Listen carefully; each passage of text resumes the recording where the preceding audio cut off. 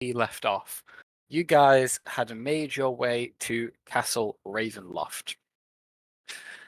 Upon scouting out the grounds, you saw 4 large misty tunnels billowing out from the east side of Castle Ravenloft's courtyard, off the walls and plunging into the surrounding mists of Barovia.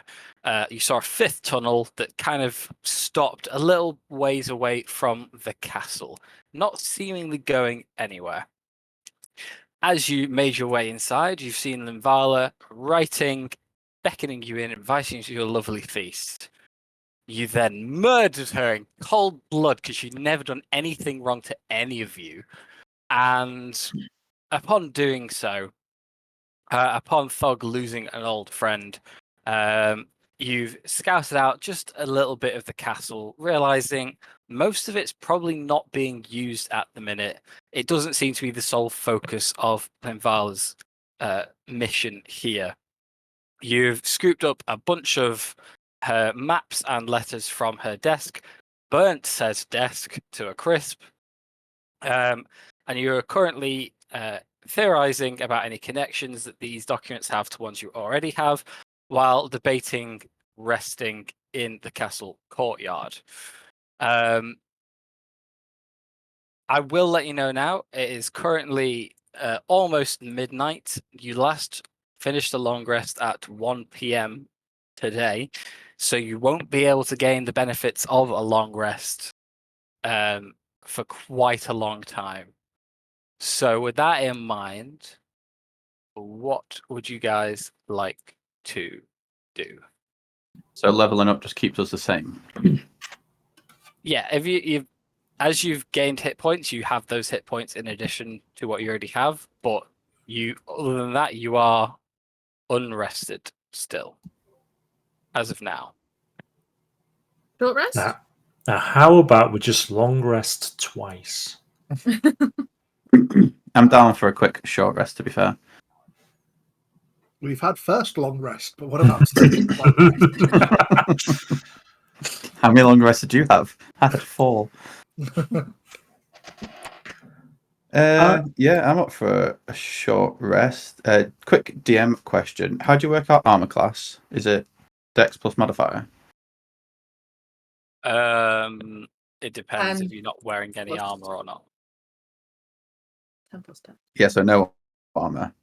Yeah, it's just 10 plus Dex then. Dex modifier.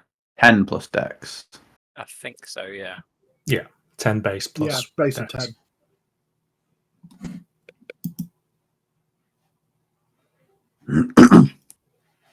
Okay, so 12, 13, 14. Are those tentacles still up in the air? That was what I was going to ask. You can't see from this angle. They're on the opposite side of the castle courtyard to where you are. I thought they were massive, though. They are massive, but there is a massive castle in the way. They also start at roughly the same level you're at now. You saw 4 of them protruding from the top of the castle walls, so it's not like they're towering way overhead from you either, like you'd see them above the castle. Right. Let's have a little wander around. Well, I think are we resting first? Yeah, short rest. Then we're good. Please. Indeed, I like it. Cool. As you're all just sat out in the open for your short rest, we'll say you're all on watch for this one. Meridia is basically fine. Like, she's been cooped up, so she will use this moment to kind of gain her composure back, and she will kind of do a like a patrol, like down this way, and then back across, up here, and then back across, just to make sure there's nothing there, and then she'll keep posted here. She'll kind of post herself up over here, and then watch every angle, just to make sure no nasties appear. Okay, in that case, I'll use everyone else's passive perception. Meridia, give me a perception check. Okay. That's a mighty non-natural 1, which I think is on brand given the emotional state that she's in. True. Yeah, on these patrols, you're kind of looking out for any disturbances, any unusual sounds, but you keep on catching yourself again and again. Your thoughts drifting off to elsewhere, and every time you catch yourself, you find yourself, you're 40 or 50 feet from the last time you were consciously thinking about your surroundings. Oh, Yeah. you're Like, doing that again. my hand keeps around my neck, and then like when I catch myself, it leaves again, and then I'm 50 feet away, and I've got my hand back around, playing with something around my neck. I get you. Yeah. Everybody else, during this short rest, are you doing anything in particular? Yes, please. I need 3 volunteers, please. What do you need volunteers for? You don't know. Just need 3 volunteers. Lisa. Yeah, not including you, Josh. Well, Lisa. it doesn't seem like a very fair trade-off. We don't have any idea if it's going to be a good or a bad outcome for us. It's good. Just need 3 volunteers. Lavender I'm will going go to tell back you to all. reading a It's okay. Okay, so I'll pick them. Dayak, Lavender, and Dog. Hunter passes you a book and asks you to write your name in it. If you agree, the first time one of you falls to 1 HP, falls to 0 HP from an attack, instead you fall to 1 HP. So you don't get Just filling in the book of shadows, not putting mine in. That's why I asked for 3, because I can do 5. So I was going to choose me and you okay. to start with. So go fuck yourself. That's So it's okay. me and Chewy, Lavender Dayak, and Actually, I kind of prefer Chewy. The stress of last session was too much. I'd honestly rather Ribbit died than Chewy. at this point save. So if you all do that, oh wait, can Chewy can't write his name in the book? Can he like paw print in it? Is that allowed? I think that's fair. Isn't this paw print like 5 books though? Nah, not if you use just like 1 I centimeter have of it. ink, so that's easily doable. Like, just Nice. cross it Give him out. like an inky claw. Yeah. Well, Matt, would Technically, that interrupt a short rest for doing anything else? for writing names, no. Okay, cool. I don't know if the ritual needs anything, but okay. No, because it's not strenuous in any way. Can you just drop that in chat, please? Whatever that was. So I can write it down. So, technically speaking, no, Chewy can't write his name. I use his paw to write his However- own name because he then writes his however- name. However, yeah, because you're the one that's assigned him the name Chewy. He might not see his name as that in reality. So sure, his paw print will work. Yeah. His name is actually Thor God, the Destroyer of Worlds, and you're like, Chewie! Would we know this? Are you explaining this to us? Yeah. I explain that as I hand the book over. I'm not just like, it's not like Death Note or shit like that. It's like, it's like a good thing. I think others would back me up here. Upon learning that, Thog would refuse to put their name in it. Because knowing Lewis and knowing Thog, there's people who need that ability more than Thog. Lewis can retcon this once he listens back or appears next session. That's completely fine. But I have a very strong inkling Lewis would reject that for someone else. Okay, that's fine. It can go on the new character then. I can't remember the name. Meridia. So Meridia. Maria's not around. Like, she's just walking around the courtyard in a big circle. All right. Well, You're watching her just like go around. I'll casually walk over and explain, and you can write it in if you want. And then it's up to you. I think that Meridia would also say, like, looking over herself and knowing confidence in herself, would look at people like Dayak, Tia, Eve, less armored, less kind of, in her eyes, can take a beating. So we'll probably suggest that one of those do it instead. Well, thank you, but I'm probably the heaviest armored person after Teffel. Fuck, I can't give this shit away. So, oh god, okay, so Sure, that's I'll not take getting I'll a name. take two. This is like I will Yeah. say I'm Servant. not feeling very good. so As like the wounds are still like oozing on Teffel. They are looking weak as shit. okay, let's do Lavender Eve. Yeah, Lavender Eve and Dayak. Does that work?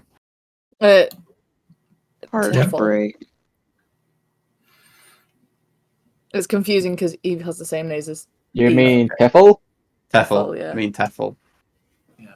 Teffel, Lavender, and Dayak. Okay. This toothy, sharp grin comes across Lavender's slightly deranged face, and she's like, Ha!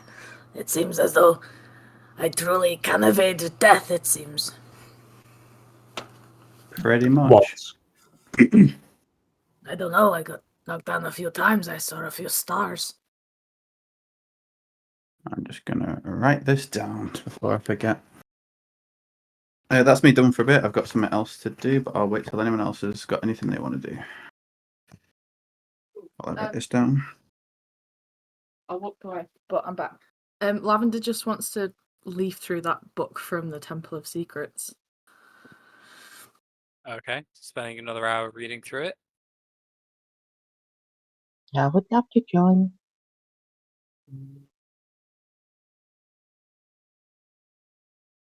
Cool. Any more for any more?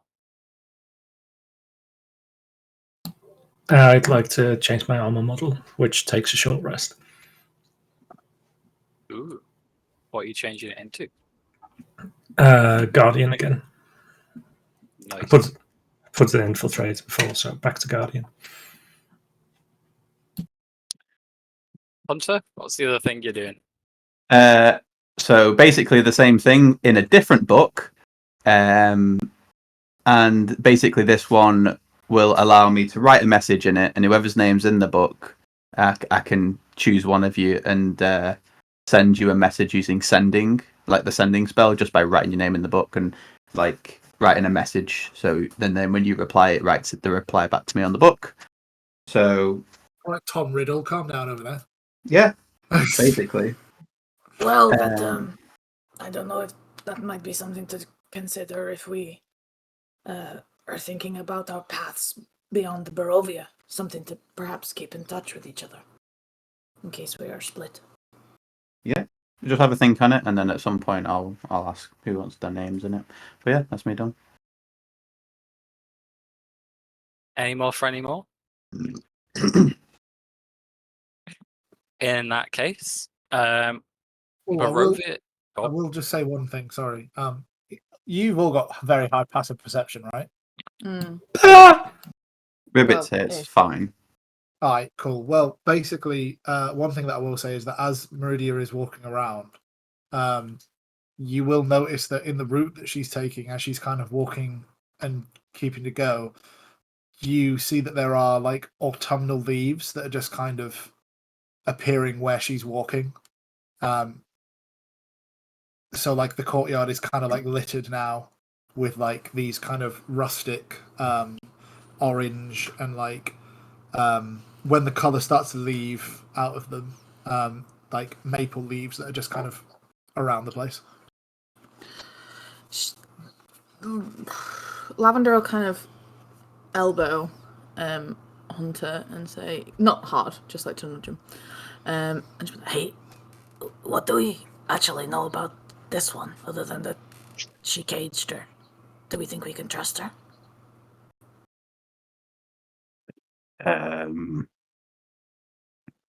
I have no idea. She seems okay. I mean, she was willing to help us fight, and she didn't, but she was willing. She seemed quite happy when we succeeded in killing her. So, for now, yes. I mean, did you have any more reason to trust me when you met me? I mean, other than you're totally huge and look like you can handle yourself, but this one, she looks like others I've come across in the past, and you're familiar with. Would Lavender recognise her as some sort of fayish creature? It looks like that. Oh, Or... one. I mean, with her background as well. I'd say yes, but that's up to Matt. I'd Oh. Oh, he's also died. say yes. Um. Did you not hear me? I would also say yes. I You deal know, with. also, she's got the brand of Silver Mist on her cheek. Right, and she's, right. Yeah. Did you notice that? You know, she was one of them at one time, and I'm the first person to say that, you know, you need to follow the fox for it to lead you to the foxhole. But we just need to perhaps be careful of sharing all of our plans, if you know what I mean. I understand.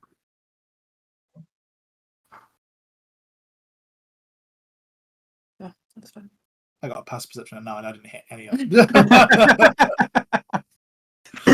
Nice. Yeah, Ribbit's just quietly earwigging. Ribbit's just constantly listening in on everyone's conversations. Okay, if there's nothing else during this short rest, Barovia is once again quiet, but this time there's nothing suspicious or suspenseful about it in the air. It's calm. As you look up to the cloudy layers above you, every now and again, you feel like you can see just the tiniest bit of open night sky, maybe a star or two beyond, but it's incredibly fleeting still. You go completely uninterrupted. Feel free to roll your hit dice, short rest yourselves. D8. So you can roll up to half of that. Just do it. Yeah. So the 5 people and Chewy who are in the book can also gain 11 temporary hit points. An 11. 11 temporary hit points, yes. You get 19 hit points back. 19 back. Yeah. Oh boy. Jack, can you roll some hit dice for me? Because I'm on my phone. Yeah, what's your hit dice? D8? You can do it on the sheet. I think you've got access to my sheet, haven't you? Yes. I don't think I took much. You want to roll another one? Spent the whole time trying to open the cage. Your hit dice are You can roll one more if you want. D8s. So how many D8s do you want to roll?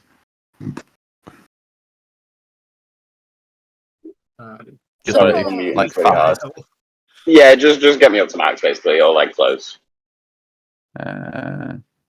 So 26. And then I'll do another 2.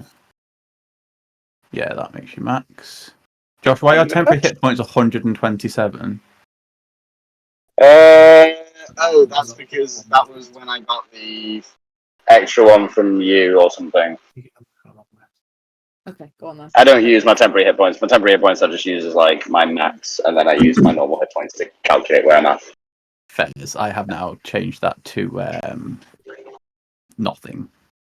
Lavender's like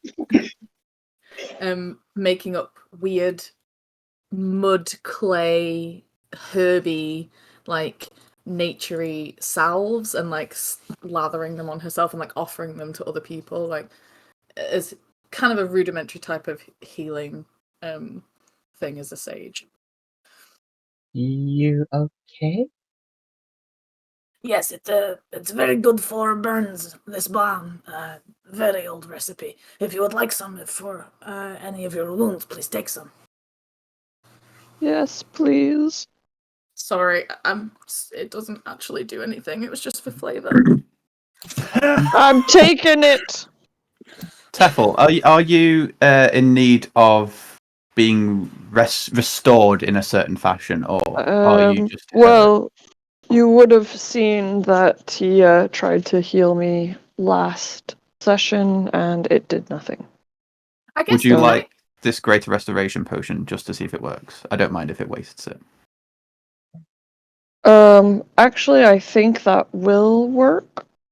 But I I'm- was gonna see if like a short rest will let me roll hit dice or not, because I don't want to waste a potion.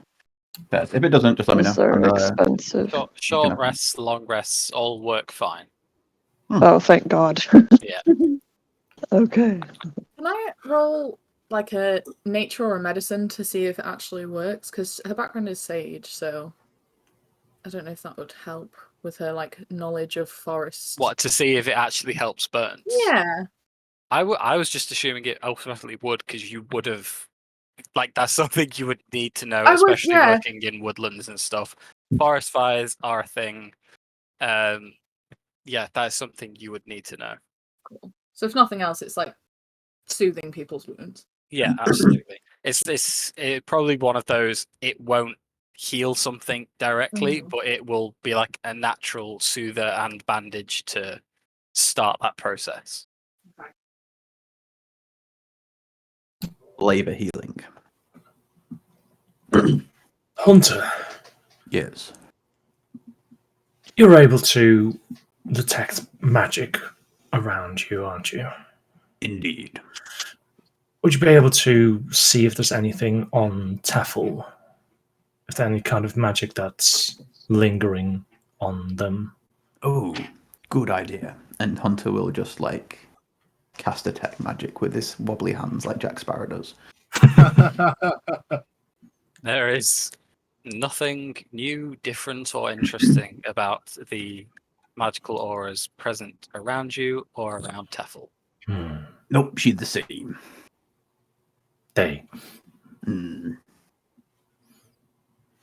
I thought perchance maybe the effects that the creature possessing them had would have lingering effects. I might have been able to get rid of it, but Thank you for looking into it. To be honest, I just feel drained. I cannot help with feeling drained, I'm afraid. This might just be my new reality. And I can live with that. We have Tia here. We have Ribbip here. And for all I knew, we could have had Nith here. Hey, guys, I've been thinking. We promised Nith's soul to that devil, right? Unless we found something in return. So, do you think that she's down there right now? That we can, go and exchange someone for her? She doesn't deserve an end like that, right?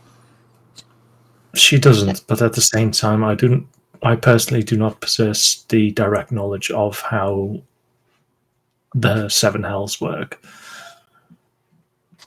It sounds plausible, Probably what you does. say. We got there once. We could do it again, surely. It's not a matter of being able to. It's more of a matter of, is there any point? Is Nif's soul indeed in hell? I don't know. What do you mean if there isn't any point? She always tried to do the right thing. She stood by, destroying these abominations, and now she finds herself tortured by them? That can't be right. Can Is she Hunter being check to see if this is possible with his knowledge of the arcane and the layers of hell? Go for it. Give me a religion or arcana check. +4? It's probably no. It's, I mean, yeah, the it can be. buttons are the same, so It's yeah, it can be either for you actually. Could I try to understand if the soul can leave this place? Yeah, give me a history check, Tia.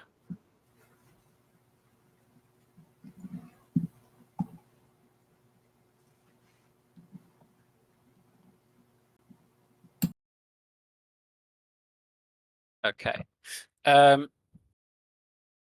So in terms of what you know about like your past with dealing with devils, Hunter, devil contract magic is very strong. With an archdevil, it's essentially unbreakable. As far as you know, at least, it's highly likely that given the contract that you had with the archdevil, well, Nisira can't fulfill her contract if she's dead. Therefore, her soul defaults to going to Beelzebub, because that was one of the conditions on the contract anyway. So it's likely that her soul has gone down to that layer of hell, if not to Beelzebub themselves. It wouldn't have gone in the same way that, say, just if you were like lawful evil and died, you would go to hell. It is a unique way of the soul being transferred, but yes, that is where they would go.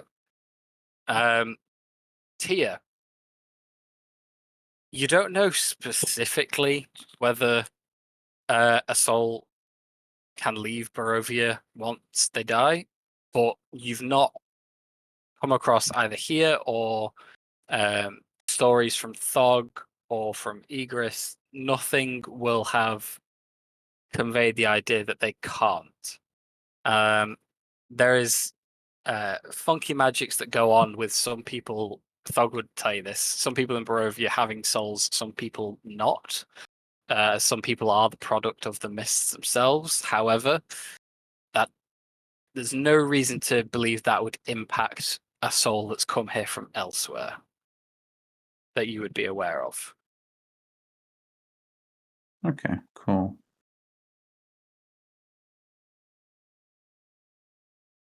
Out of curiosity, numbers-wise, how many of you look proper fucked up? Taffel for sure. So yeah, Tefel, obviously you. I'm all right. Tia, do you still look haggard? I look brand spanking new as it can be said after being disintegrated. Yes. Amazing. How does Thog, Dick, how does everybody else look? Fine. Thought is probably still a little bit hurt, but mostly okay. Okay. Anybody else? Dake is fine. I don't think Eve took a single hit. What does Chewie look like? Could be better, I think. Probably could be better, yeah. Okay, cool. In that case, then, yeah, Chewie's within range. While you guys have been talking and discussing all of this, Meridia has kind of walked towards you all and then kind of turned around again to look at the front door. And I'm going to cast Prayer of Healing while they're all talking, Matt. And I'm going to do it at 5th level. Okay. So it takes 10 minutes. So while they're talking, I'm just kind of doing it. And then poof, healing for everybody. Everyone. For those 4 people. So Chewie, Lavender, Tefel, and Thog. And yeah, it's up to 6 people. So whoever else has like a little bit of health going, you may as well take this because there's 2 spots. So I'm just going to roll. Cool. 7. 13. 20. Nice. 23. 26 points of extra healing back for everybody.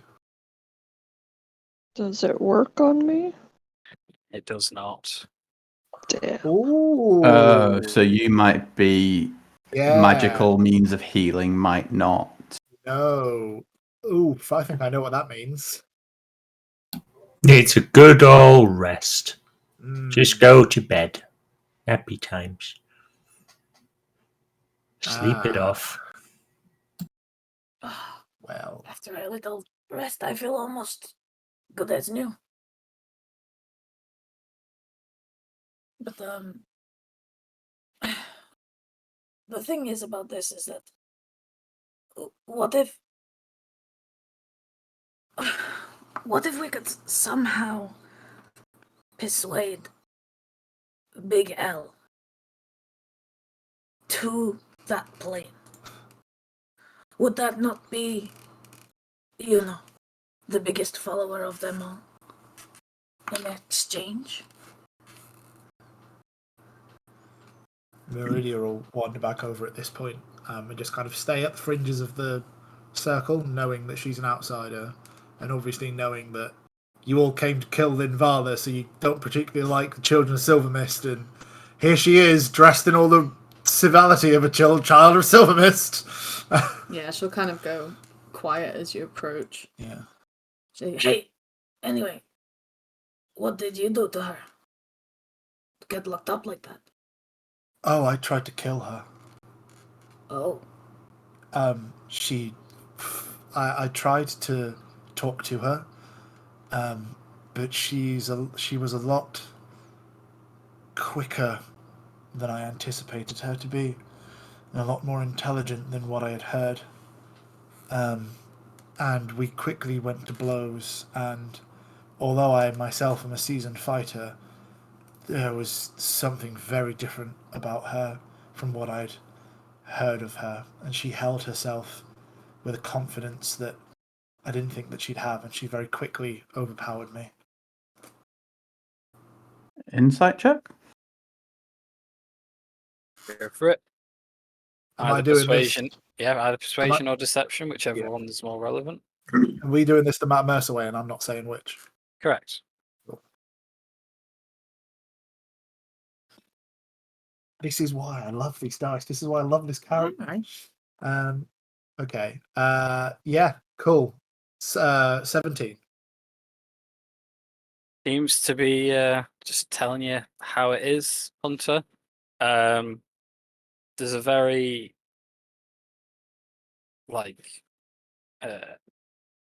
there's an elegance to the way she's speaking that tells you there's not much hesitation there, so unlikely that they're lying.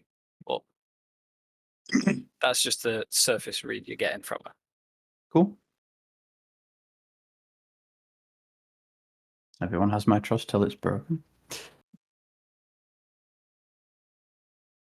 So, was the immediate plan to raid the rest of the castle, then get out of Barovia?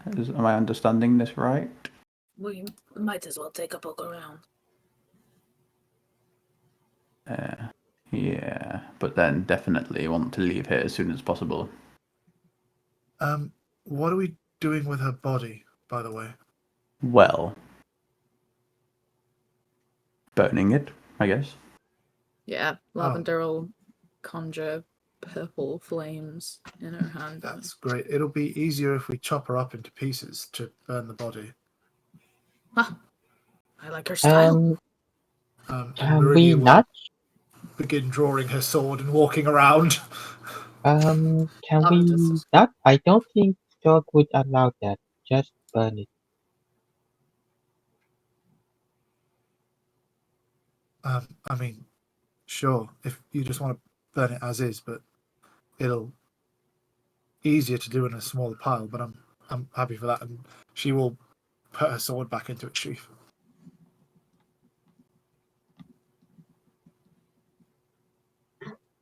We can go through.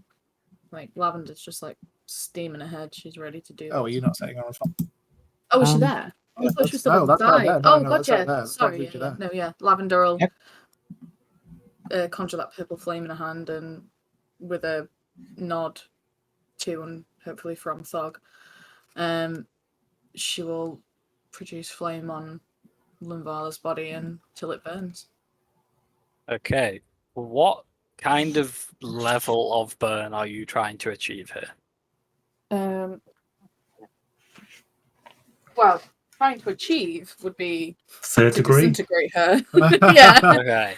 Like, there is a fury and like a dark sort of anger in Lavender's eyes as she's trying to burn it and singe the body as much as she can. For good measure, Tefel will use their dragon's breath as well over the remains. Okay. That'll speed things up a little bit more. It instantly parts of the fabric that she was wearing begin to catch fire, the underlays of her armor. If you're looking at turning her to ash, you're probably going to have to keep this up for an hour to an hour and a half. Okay. I'm happy to carry on with this if anybody needs to go and have a look around. I wish to Okay. investigate whatever was happening behind the castle. I can expedite the process, but you're all going to have to move further away from the body if you want. Well, me and Dave can go in and maybe just investigate while you guys do that, I guess. Mm-hmm. Sweet. Everybody get 30 feet away from her and I'll cast Fireball. Move me. Chewie will just remain here. Where do you want to go? Actually, sorry, can Chewie remain like out the front of the gate? Can he? I'll send him out just to patrol and bark if shit happens. Okay. And also to remind me to pick up the rod of immovability when I leave, Okay. because I'm not leaving that again. Again, I left it once and I had to go back for it. Meridia will wait for everybody to get into the castle, and then from the doorway here, she will cast Fireball at the body of Linvala. Can you come here for a little bit, Tackle?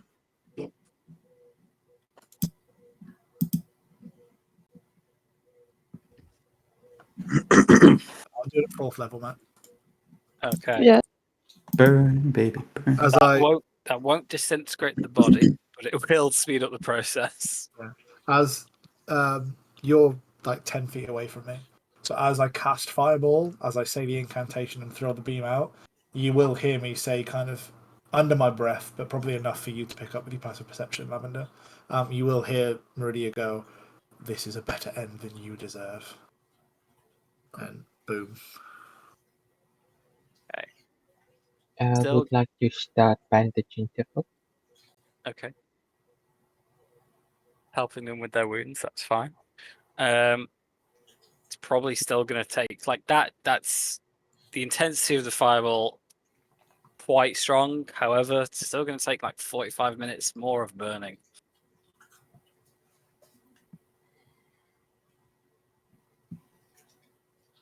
Has anybody got an adventurous kit? We'll just set her on fire. No. I'll create bonfire. Hey, yeah, just dump that on a body. Okay. That'll work, right? It will, but it will be longer than using a cantrip because I'm counting magical fire as more intense than just a flame. So it will take less time than a cantrip, right? Lavender will stay as Well- long as is necessary. If it's a normal flame, it's probably going to take 3 to 4 hours. But with Well- magical fire, I put it down to an hour and a half. Yeah, so Yeah. Tefl can just create a bonfire. Create and then- bonfire creates a normal fire. Oh, sorry, I thought it was magical fire. My bad.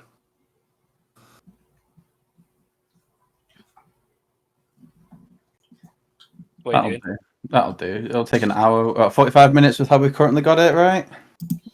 And Yeah. Lavender is just focused on that completely. So Okay, mean- cool. Yeah, that's fine.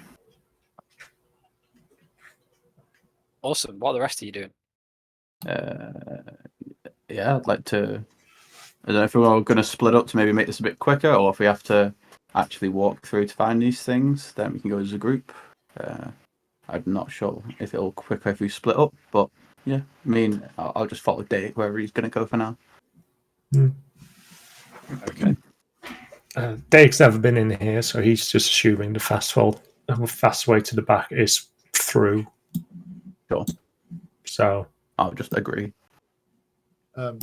If Dog neither of you will beckon that the inside of the castle is intricate. Outside around the sides of the castle might be quicker. well, she's the expert. Yep.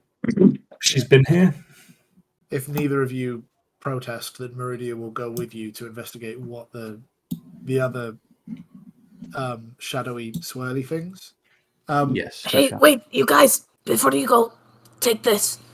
Lavender just rip the couple of pages out of her notebook that are the map, or as best to her ability, that she made of the Barovia Castle in the temple. Okay. Is it still raining, by the way? It is not. Okay. Lavender, are you staying behind? Sorry.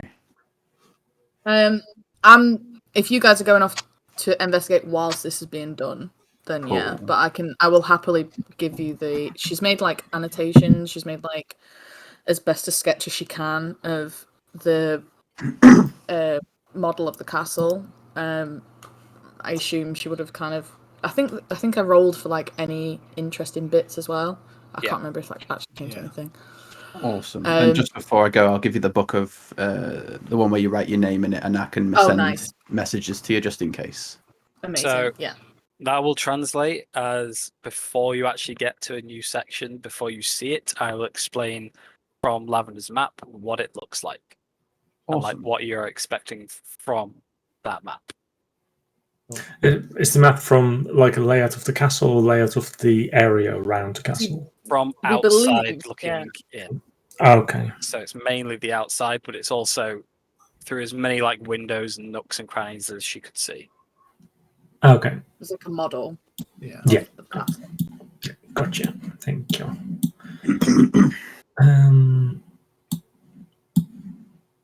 Thog, do you have a rough idea what the fastest way would be, or is it just around? Like up, down, north, south, east? Thog didn't spend much time outside. It would just be around the outside of the castle, but inside the castle walls. Okay. Just because she's aware of how maze-like and dangerous the inside of the castle can be. Okay. Then Dayak will take the southern route. Just see what that takes them. Awesome.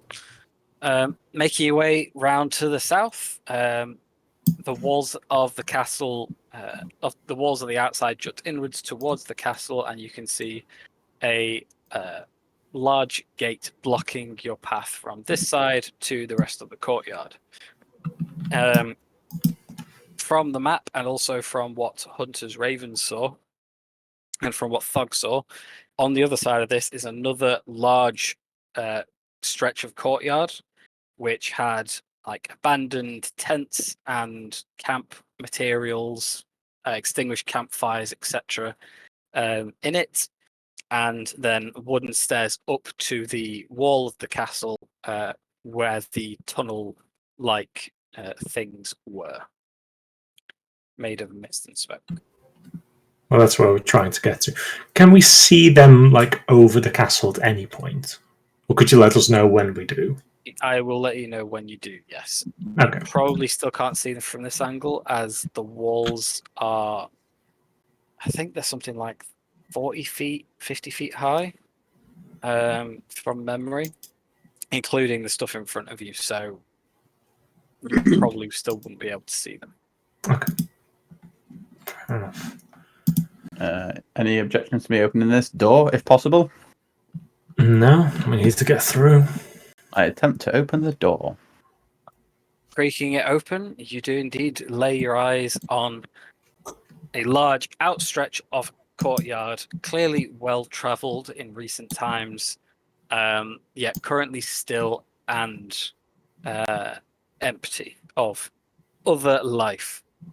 You see a large makeshift wooden staircase leading up to the castle walls, where atop it you can see two large tunnels of mist jetting away from the top of the wall.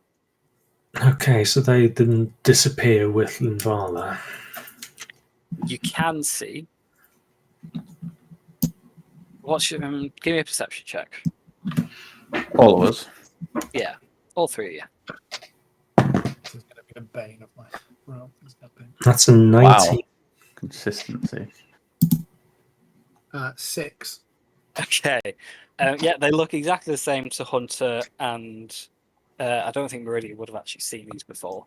I may have They, seen one, right?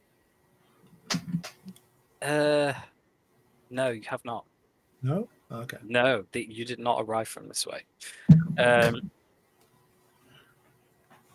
I'd say with the 10 hunter, they every now and again they do seem a bit off. Dayak, while you haven't laid eyes on them too up close, you would see that every now and again there is like gaps that weren't there before. Inconsistencies in the way that this mist and smoke is moving. It does seem like they're losing their integrity, perhaps slowly fading away. So basically, Vala could have been an anchor for these things, or part of her was sustaining them somehow. And now she's gone, they're kind of withering or failing, maybe? With your detect magic, that has a range, doesn't it? Or would you Yes. maybe be able to 30 feet. If we get close enough, would you be able to see where, or if there's like a flow to the magic and where it's going to? Potentially.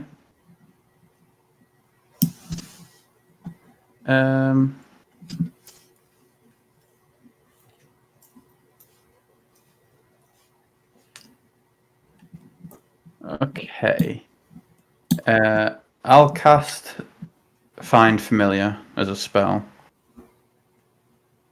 And I'll generate a raven. Can the raven fly up into the misty tentacles?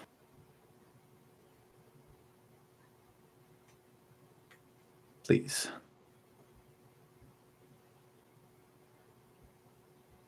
Hello? It sure can. Up onto the wall and then what, through it? Yeah, just touch it. Does it die or something, or? Just show you this. Shit! That's more intimidating than I thought it was.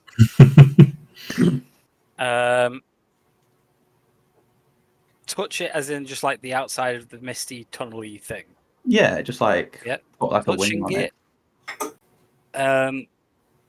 From the outside, it kind of goes through part of it and then hits solid, as if the mist itself had a solid structure to it. I keep my wing on that, and through my familiar cast Identify with a range of touch. You can. The spell fails. Okay. Almost as if the mist is in fact mist and not a magical item or phenomenon, which would work through Identify. Cool.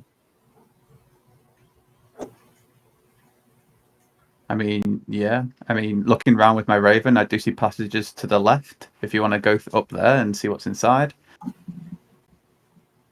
Well, the raven's still there, so it might be safe for us to go in there as well. Or up there in any case, maybe not in there. Matt, can I just poke my head through this tent here and this tent here? Oh, good shout. What's inside of the tents? You see basic living materials, bedrolls, a few empty sacks that clearly contained food, rations, etc. It's clear a group of people has been staying here reasonably recently, but all of their day-to-day items seem to have been left behind. Okay. Are there any paraphernalia towards the Church of Silvermist or the Children of Silvermist? And there is not. In either of them, no? No. Right, okay. Fair play, then I will follow these guys upstairs. You going onto the wall? If the raven's fine, then logic partakes Dayak that he should be fine. Yeah. Just to be safe, Hunter will burn a charge of his primordial armor to activate it. Okay. And then 2 additional charges to retrieve the lost spell slots he just used. Okay. so it's on 0 charges.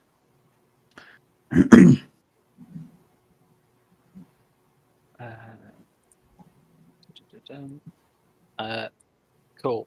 I'll find that token in a minute. All right. What else are you doing?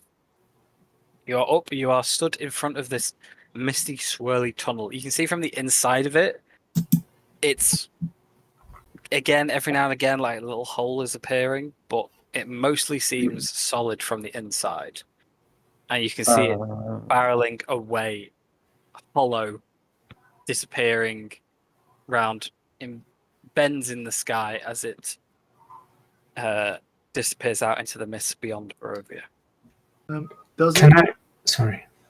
Sorry. Is it reminiscent of how I arrived in Barovia, Matt? It's not exactly the same, No. but it gives you the same kind of vibe. Okay. Then Meridia will kind of take a little bit of a step forward and kind of peer into it and go, "Oh, there must be one of those people around here. What were they called?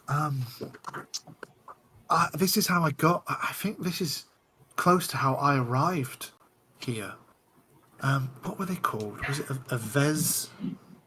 What was the title? A Vestiny, right? That's what they're called. They open the ways in and out, right? Would we know? Yeah, would From Hunter have heard of Thog's, that?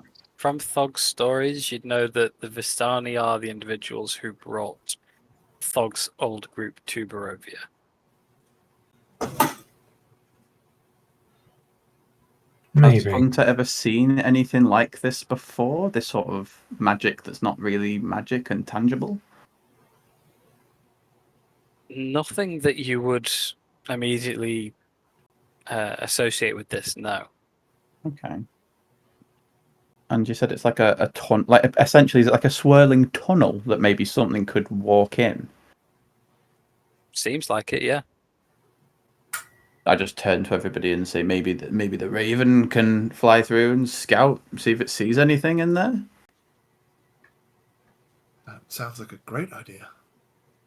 I will send Daniel into the mist. Hey. What is the distance it can? Okay. So while I am thinking through it, Like 1,000 feet, right? it's unfortunately not. It is 100 feet. Okay. Your raven can fly down this 100 feet, twisting and turning, but this tunnel seems to continue a lot further than that. Your raven can't get all the way to wherever this may go. Hmm.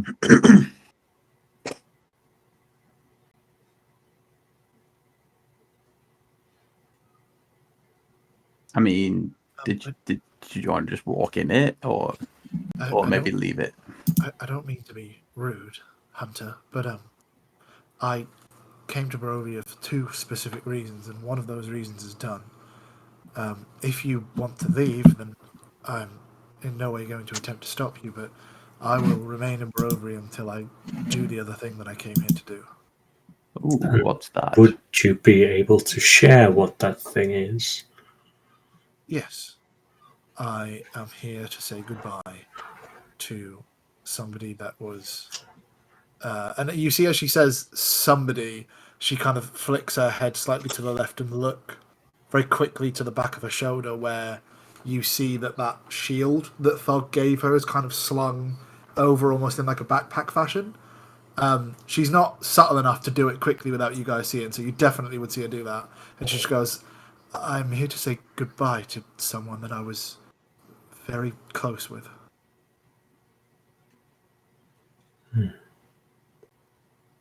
Would you know where you'd want to go for this? Thog said that she knew before. So I hope that she remembers. I don't personally know where I need to go. Not yet, anyway. Liam, can I detect thoughts for like your general feeling and emotion at this moment? There is sadness, there is pain, there is heartache, there is a yearning, there is just a torrent of emotions going on. And you can see that, because when you first were introduced to her, she was sobbing, like ugly crying and all that. And she's regained a bit of that composure now, but there is still, you can see that she's looking kind of stoic without a lot of emotion because she's guarding it. But you can tell as soon as you hit detect thoughts, you just get pain, sadness, hurt, heartbreak, pain, sadness, pain, loss.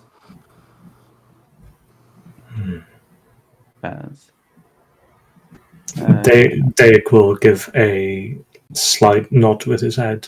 I mean, you can delve deeper if you want. No, because I don't want you to know that I did that. Good call. And Dayak will give a slight nod with his head. All right. That is fair. You just go wherever you want to go. I'll follow you both. And Dayak will plant his homunculus on her other shoulder.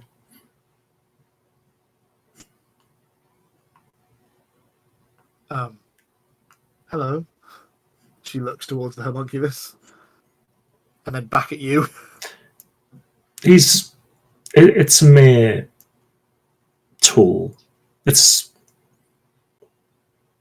Even though it is just a tool, it has kept me company. I understand your trepidation towards me. I am new. Not only that, but I am dressed in the garb of the enemy. But I can guarantee you both that you will trust me eventually. My main mission out of all of this, one of the reasons why I came to Barovia in search of Linvala was for more information, because I want to stop this. I want to stop the Lady of Silvermist, and if I can, and I know this is a foolish thing to say, but I will kill her. And you may think this a foolish endeavour, but I can tell you with utmost certainty that she is not a god. She is a demigod, but she is not what she claims to be. And I will end her. If this makes you feel safer, having this thing attached to me, then by all means I'm more than happy while I'm in your company. But if our ways part, that is what I intend to do. And I don't know what you are all intending to do, or why you are in Barovia, or what grievance you had with Linvala to chase her down and kill her. But I shall do that, and I will do that. If you want to join me, the more the merrier. But that is what I intend to do. I think we were very much on the same wavelength on that part. There is a smile that comes over Meridia's face as she goes, "Well, it is truly a pleasure to make your acquaintance, Dayak." Likewise. And then she'll just go, "Hunter, please don't run off too far. This place is dangerous." Let's just look him. I swear I saw a door over there, but I must have mislooked because it's just a wall. But yeah. How long have you been doing this for? Like 5 minutes? Yeah, as long as it's taking to have all this conversation. 5 to 10 minutes. I'm just cautious of the other people not actually doing anything. Yeah. Maybe we go back and tell them what we found. Is there anything here? Is this like Is this area that is covered in shadow? Is that, So that- up or down from where we are? That now? is down from where you are. Okay, You so we should can't be see able. that. It's a room that you can see windows leading into that room from this side. Like the castle wall protrudes out slightly in the middle. And you will be able to see, though I don't think your tokens can see it, that fifth tunnel seems to stretch maybe 50, 60 feet out from the castle and stops in the middle of the this east side of the castle wall. So you can see these 4 tunnels at the same level you're at. The fifth one seems to be shorter, and it is on the ground level in the middle Is that within 100 feet? of where you are now. If I go to this corner, say. Yeah, definitely. Oh well. 1 second, guys, and I will walk over into this corner, and I will. I don't want to move my token somewhere it can't go, so I want it to go to the end of that portal, that tunnel, if possible. The Raven. Yes, sorry. Okay. As you get to the edge of that wall, Oh, you look down, and you can see in the courtyard below, nestled between 2 small buildings and some turrets at the end of the wall itself. At the entrance to this small, shorter tunnel, it's different to up here. Leading into that tunnel, there is the start of a very elaborate red carpet. At the end, 2 lit braziers stand. Most notably, you also see 2 of the small creatures that you fought before, with the outstretched arms and claws hovering in place, and 1 of the larger creatures you fought in Silvery Moon, the ones that were very tanky and could fire off quite a lot of spells. They appear to be in the midst of regrouping themselves as you watch them file in one by one after each other, walking into the tunnel itself, which also looks like it's losing some of its integrity over time. And you watch as they walk in and disappear. shit. I will relay that to the guys.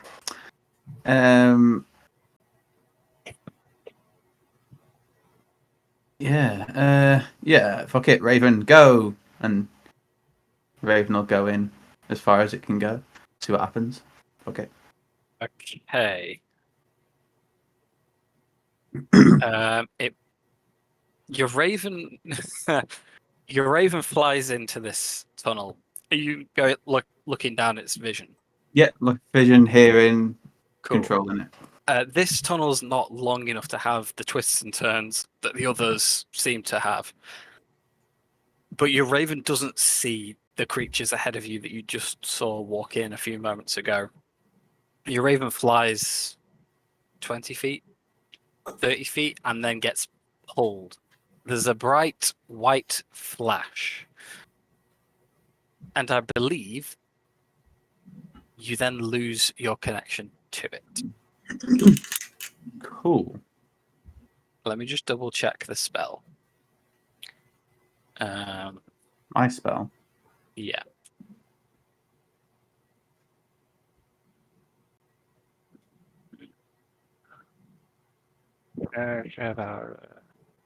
That's perfect. Okay.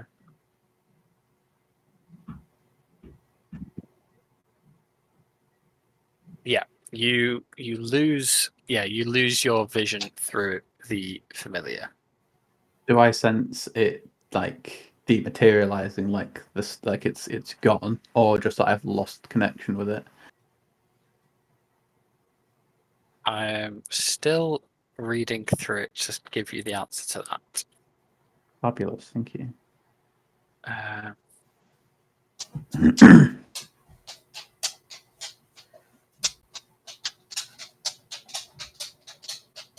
It doesn't say, so I'm going to assume. Yeah, you can sense it's not been destroyed, but it's not here. Okay. On like losing my connection, if possible, I'll use my action to dismiss my familiar, Okay. and then I will use another action to make it reappear within 30 feet of me. Does that work? It does. Interesting. Okay, so guys, there was a bunch of evil people over there, big nasties. They went through a portal, I assume. I sent David in after them. David, I couldn't see through David's eyes when he got there. But he did die. He wasn't like poofed.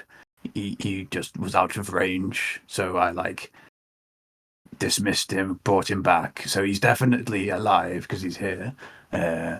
But he went somewhere. I'm not sure where that is. But he went somewhere. Question. Let me just read my spell.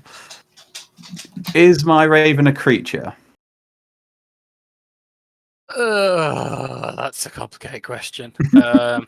Basically, I'll just tell you what are my plans. Can I modify memory it to like, and then? No, that wouldn't work because they couldn't tell me. Oh, I could speak with animals. Yeah, can I modify its memory to recall something in perfect clarity? If not, cool. Just thought. So technically, it is. You are summoning like the spirit of a celestial, a fae, a fiend that acts as your familiar. So yeah, it would be a creature. Yeah, it technically would be. However, in the form it's in, it would have the same intelligence as the stats you summoned it into. I won't do that then because it will just be like, yeah, I went somewhere. So yeah, that's fine. Awesome. I'll pop back to like just in case anyone else walks past to see me. I mean, just to clarify, when I say same stats, I mean like the same intelligence stats. Like it would still because it's the same familiar. You've just dismissed and resummoned it. It's the same spirit, so it would retain that memory. I'd say, but when as you suspect, when it comes to communicating with it, it would only be able to communicate the same amount of complexity as the creature you summoned it as when it witnessed those things. Oh, okay. Could I do that again? Can I send it back through the portal with the instruction to listen to if it hears any people? Okay. And then can I bring it back the same way? Okay. Can I then use its mimicry function to mimic the sounds it heard? Such as a person whispering. God damn, that was clever. You send it through, it disappears again, you lose contact with it. A minute or so later, you bring it back, and it does mimic noises. The noises are hard to make out at first, but as you listen, you, Meridian, Dayak, to all three of you, it sounds like it's trying to mimic the bustle of busy streets. Okay. Such as you would find in a large city. Awesome. That was really clever. That's where my thoughts end. I will hand this over to anybody else now. And yeah, that's me done. I'll explain that, and obviously you'll hear what the Raven says. That's what's on the end of the portal. But I have run out of ideas. So maybe we go back to the group, tell them what's going on, and join back up. Well, we have accomplished what we wanted to. We found out a little bit more about these things in any case. Unless you think you had to be here, Meridia, I suggest we return to the rest. Oh, I have no desire to stay here without either of you two. Or three, I should say, and I'll point to the raven. And I'll just cough and signal to the homunculus. And four of you. Don't We're mind back. that.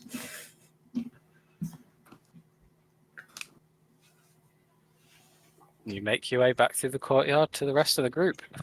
Linvala is well on her way to becoming a pile of ash, but not quite there yet. I just choked on my beer. I thought you were going to say Linvala stands in front of you. I am so sorry. Oh my god. The You know boss- what we did last week? We're doing it again. You return to the courtyard, everyone's dead, it's just Linvala stood over their corpses. Everybody else is on fire. Oh no. Yeah, I'll explain all that to the peoples. Or we will, sorry. So it travels to somewhere, but it's tethered by Linvala. Does it seem to have some kind of? Does it seem to be getting less attached to this world? Yes, it seems to be destabilizing, for lack of a better word. Would you say, Dick? Yes, we Failing. cannot. I don't think we can fully say that it was tethered directly to Linvala, but I do believe she was certainly a source for power for them. But it seems to go somewhere else. Yes. In these letters, Linvala's talking about finding something in the Shadowfell, right? Getting closer to something that would perhaps be of value to Big L. I've lost track of which of the L's it is again, but would that perhaps be foolish to jump straight in after her and see if we can find what she was looking for?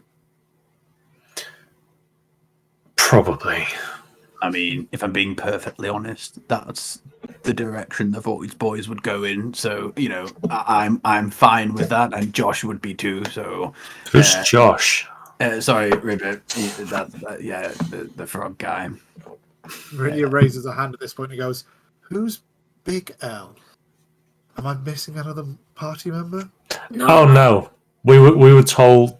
Oh, we kind of put one and one together, and it's probably safer not to have mentioned either her, point at the slowly disintegrating, hopefully at this point, corpse, and whoever the two of you at one point worked for.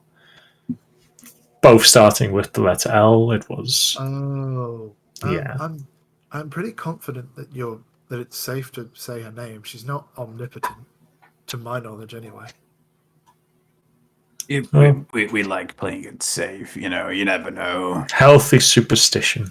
Yeah, that's the one. I mean, if you were to pray, then yes, she would hear. That's where her omnipotency comes from. But I'm pretty sure just saying her name doesn't. But by all means, if it's Big L, then it's Big L. I mean, we could just use Living L and Dead L, but they both work the same now. Big L's what she's going to have. Hey, if you intend to kill any more, if you say Alive L and Dead L, then you're going to get confused. There are more L names that I know of, at least. how many in this cult alone? Oh, I'm not entirely sure of the numbers. I'm not really. Did you take your name after leaving, or have you had this name since birth? Because it doesn't start with an L, but you're also no longer following her. What? Now There's I'm- a genuine look of confusion on Meridia's face as she goes, What name? I'm just trying to brainstorm. Don't mind me. Oh, do you mean my name? Yes. Oh no, I've had my name since birth. It's Linvala has as well. The Nerixador,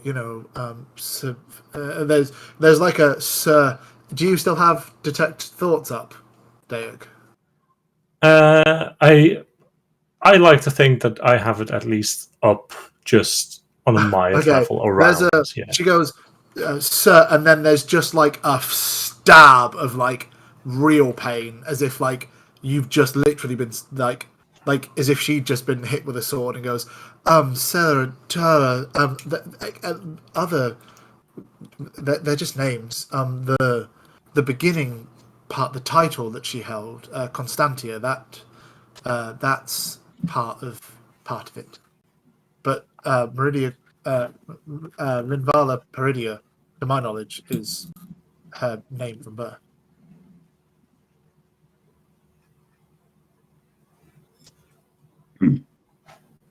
You stumbled over something there. Are there certain things physically difficult to say that you cannot share? If I may pry. As you are guarded about things, if I were to ask you personal questions after knowing you for 10 minutes, there are two mine, but I will say that it's not something that's physically stopping me from saying anything about anything to you. There's no kind of hold over what I can and can't say, but it is related to the reason why I am here in Barovia. I shall not ask any more. How long left till dinner's done? Oh my god. I'd say it's probably done around about now. And Vala is mostly ash by this point. Lavender will scoop some ash up into another vial. Okay.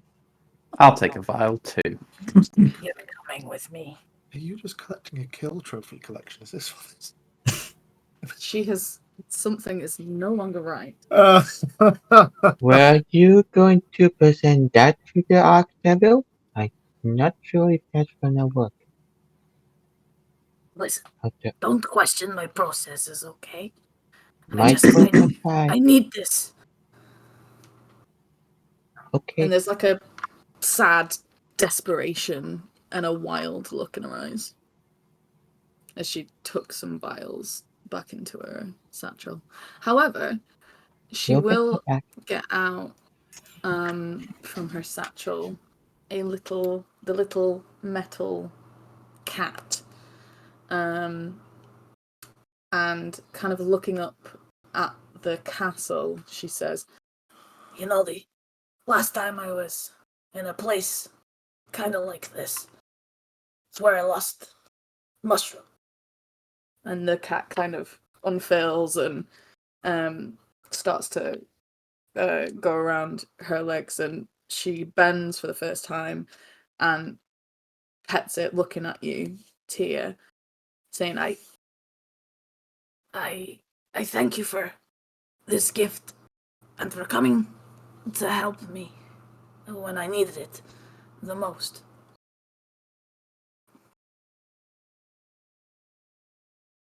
You're most welcome. I'm sure we'll get her back. You know, it's not so bad, this cute little thing. Like I said, it's not quite the same. A little cold, but you know, people might say the same about me. and you notice Little Tia, cold? one of her fingers has turned kind of necrotic black at the end.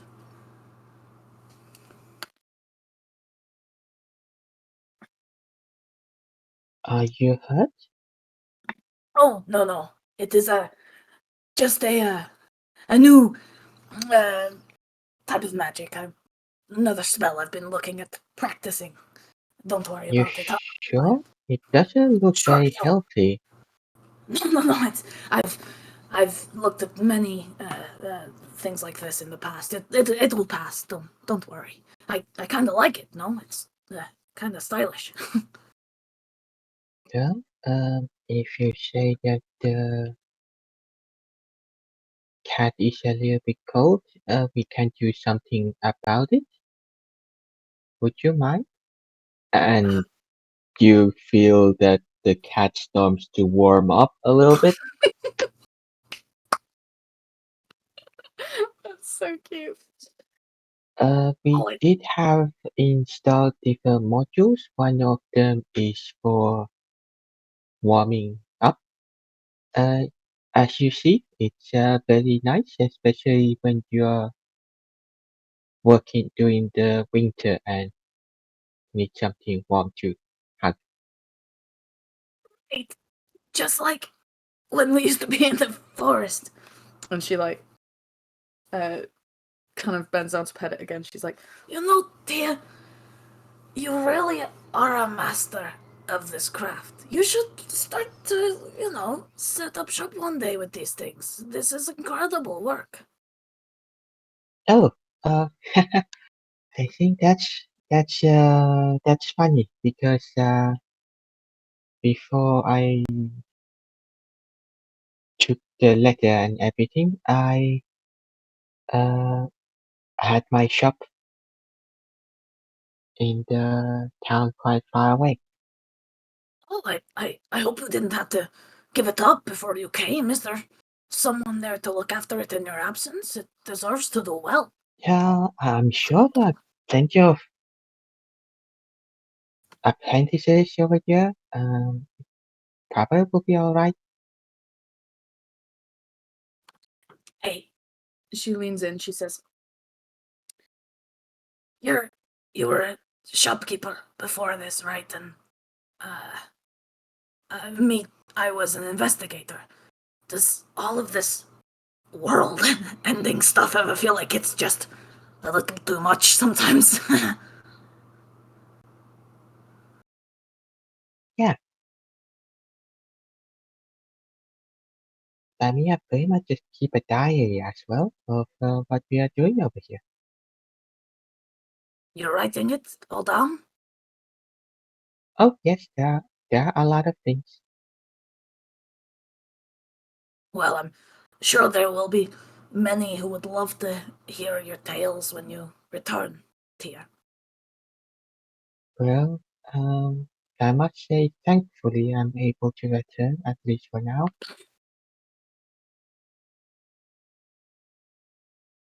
sorry, Tia, I missed the end of that. I was coughing. Um, Thankfully, I was able to return at least for now, thanks to Tepo Right, and all of you. and for that we are very glad. Opening up to the rest of the group, Lavender will say,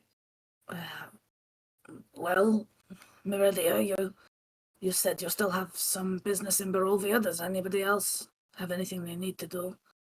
Or are we jumping through the big scary tunnels?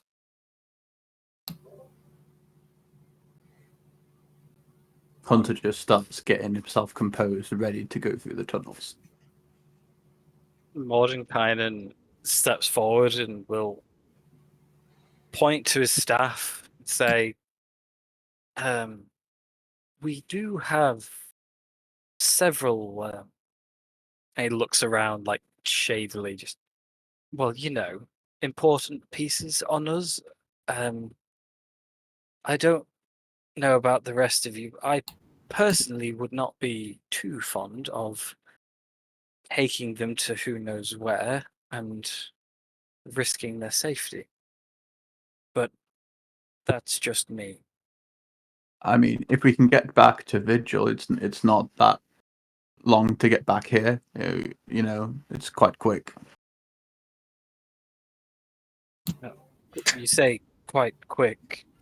Our teleportation circle is 6 hours walk away.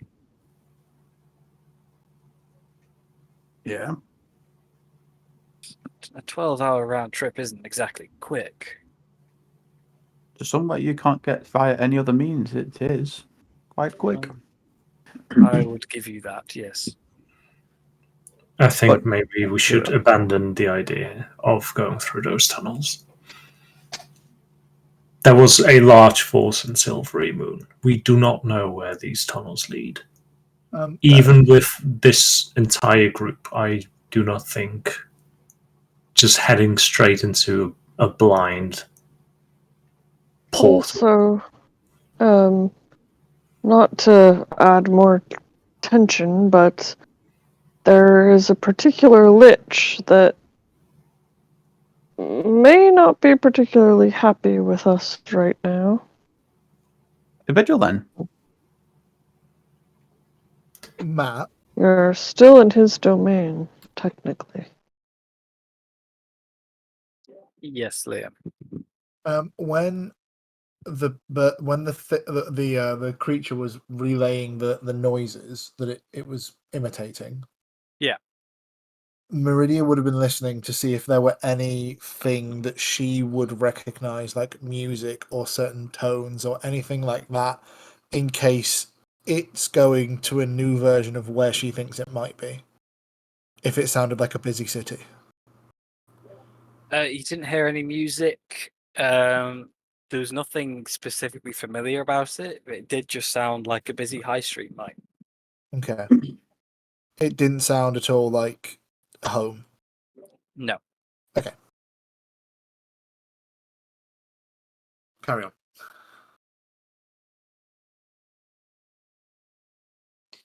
I think we could all do with maybe heading back and rifling through some of these documents again, see if we can really get a good lead. I like that. Agreed. Quick question.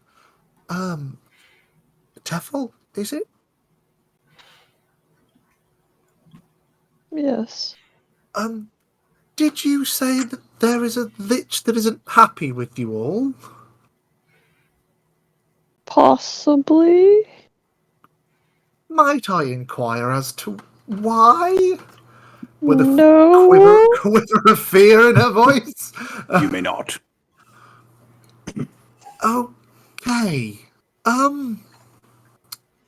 Collateral damage? For the safety of the world?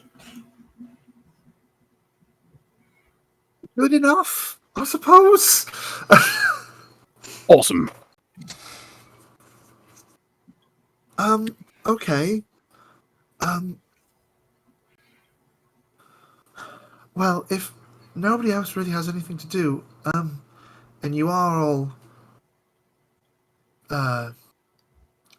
well, yes, Lavender, there is something that I came here to do, and I would like to go and do that before I leave, but after that, I'm more than happy to go with the rest of you. Dayak said that we might all be, inclined toward the same endeavour. Might I inquire as to what it is that you all are currently intending to do with yourselves? As soon as we make a decision, we can let you know. We don't The really know. The goal is the same. The way there is yet to be found, if I'll be honest. Right. Okay. Well, in that case, then, I would formally like to ask that I join your plans. One alone, I might not succeed, whereas together with all of you, strong people that are strong enough to succeed where I failed in killing Vinvala, I would like to be a part of your troop if you would have.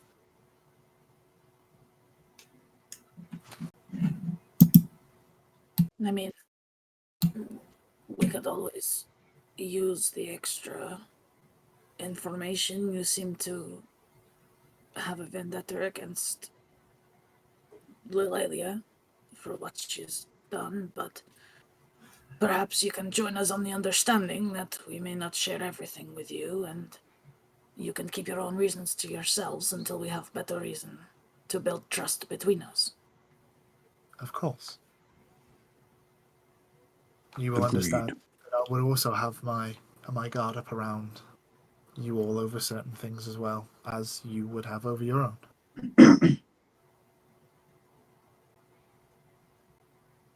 Well, that's settled then.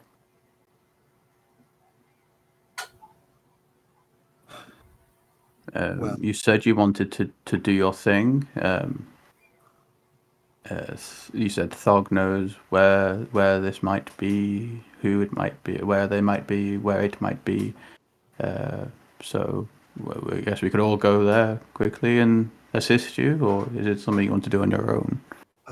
I would appreciate the larger group walking. Barovia is a dangerous place.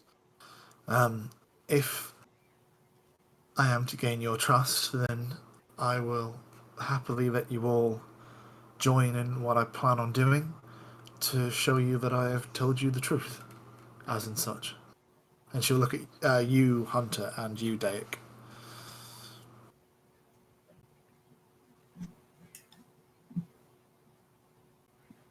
I'll travel with you. If you need the extra helping hand.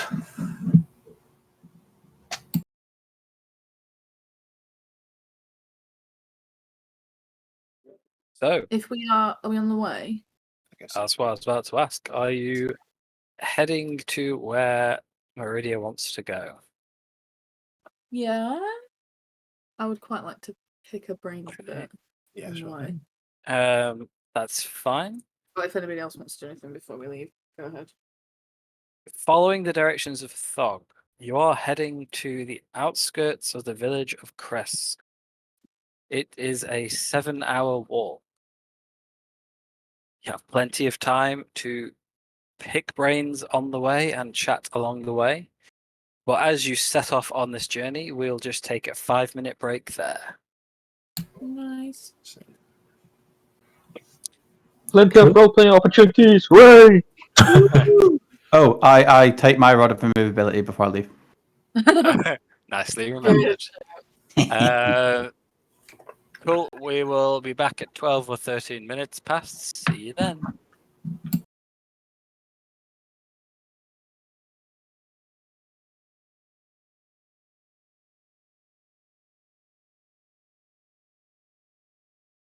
Is everybody here? Yep. Neither.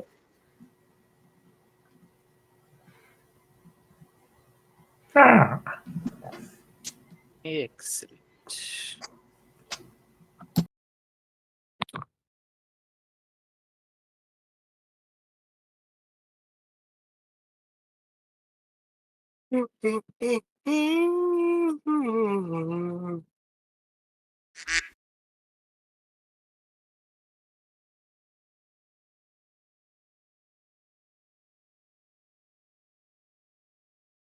Right. While you are on this long trek, then, 7 hours through the winding roads of Barovia, is anybody doing anything?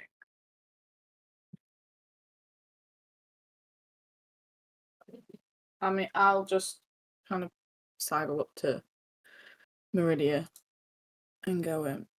Say, I've been reading through these papers and things. They seem to refer to this Order of the Chalice. Was that Yes. perhaps what Lindvala was affiliated with? Oh, yes. Linvala and I was Order of the Chalice. You too? Yes.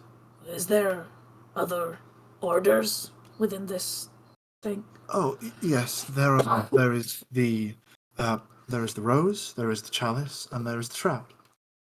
And what? Those are the three main sects, and within those sects there are two separate main divisions, each with a sister superior who leads both of them, and they report directly back to.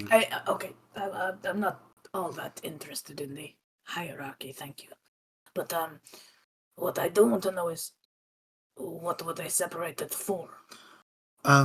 Well, the Martin Rose was they're more kind of the non-magical forces. So they're more kind of your ground units, your guards, your kind of melee-esque fighters. They tend to deal with that, and they are more in charge a lot of the physical training of things.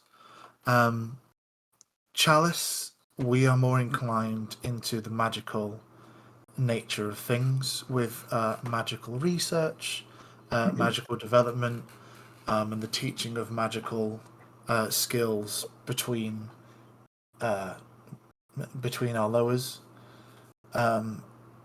Unfortunately, that's where my knowledge ends. The shroud is one of those things that you very quickly learn not to really talk about or inquire about. They're a sect that does things. Those things, I'm afraid that I can't divulge to you as to what they are. When you say you learn not to ask about it, what do you mean? There were consequences? No, it was just very much a case of, shh, we don't talk about them. Like, nobody knows. We just don't talk about it. It's just something that you just don't talk about. And so why did nobody... I'm sorry, I'm not of the religious persuasions in the same way as others may be, perhaps, but why would they just not question that? Because we were told not to. And you all just did? Yes, you listened to your sister superior. Gosh. Well, I can understand to a certain degree following orders, but it seems strange, and you know nothing of... Well, whatever it was more important than what we were doing. That was the sense that was given. It was a case of, if you saw one of the shroud walking towards you, you move out of the way so they can continue their direct path. Whatever it is that they did was important enough for us not to know. I myself wasn't particularly high in the order, so my knowledge of things is limited, but I know the truth behind a lot of things that was the wall pull over our eyes, which is what has caused me to turn heel, basically. Well, you should know better than anyone what it is that Lilelia truly wants, no? The Lelia wants power. The Lelia wants followers. The Lelia will do anything and use anyone to her expense if it means that she can get higher up the ladder, if she can climb that next rung, if she can get that next step up. So, to my understanding, Lilelia, she, from what Thog has told us and the teachings, and I had to flick through the book, she wants balance, right? She pretends to be a lot of things. She does not want balance. She wants power. That is what she wants. We are all taught that is what she wants, that she wants balance, but... But here's my thinking. So, her followers have always been taught that for every significant evil, a good must rise against them, no? Well, Yes, because who would want a massive evil to rule over everything? And so, if her followers can be persuaded that she herself is the evil that is rising, cannot they be the good that rise against her, like yourself? I believe that everybody is inherently good. I believe that evil people can't really truly just exist. Unfortunately, people can be taught things that are true that are not true. And I'm sure that you saw it in Vinvather, that they are very zealous in their belief that she is the be-all and end-all and that she is the one true good. Because she wants to stop war and pain and all of this. But tell me now, would you have been able to sit across from a table with Linvala and convinced her that the Lelia is bad and that she must turn against her? Not me, perhaps, but I am not a follower of the faith. I am an outcast. I am also no longer a follower of the faith, so please do not paint me with that same tarnish. I wear this, and she points to her cheek, because, as the rest of them, I was convinced, because it is all very, very convincing when it is what you just hear and what you just see. Like, I'm not gonna lie, like, she kind of has a point, right? No. I mean, just in the... No, she does not have a point. The falsehood that she claims to want has a point, but it is all just words. For her own gain. Yes. That is why she has to be stopped permanently, and that is what I intend to do, or die trying, so help me. That is fair. It is the power of indoctrination, of course. I'm just wondering if there is a way to expose her for what she truly is. There are always whispers that you hear, Ezandril questioned a teaching the other day. What do you think that's about? So there were always whispers that people would,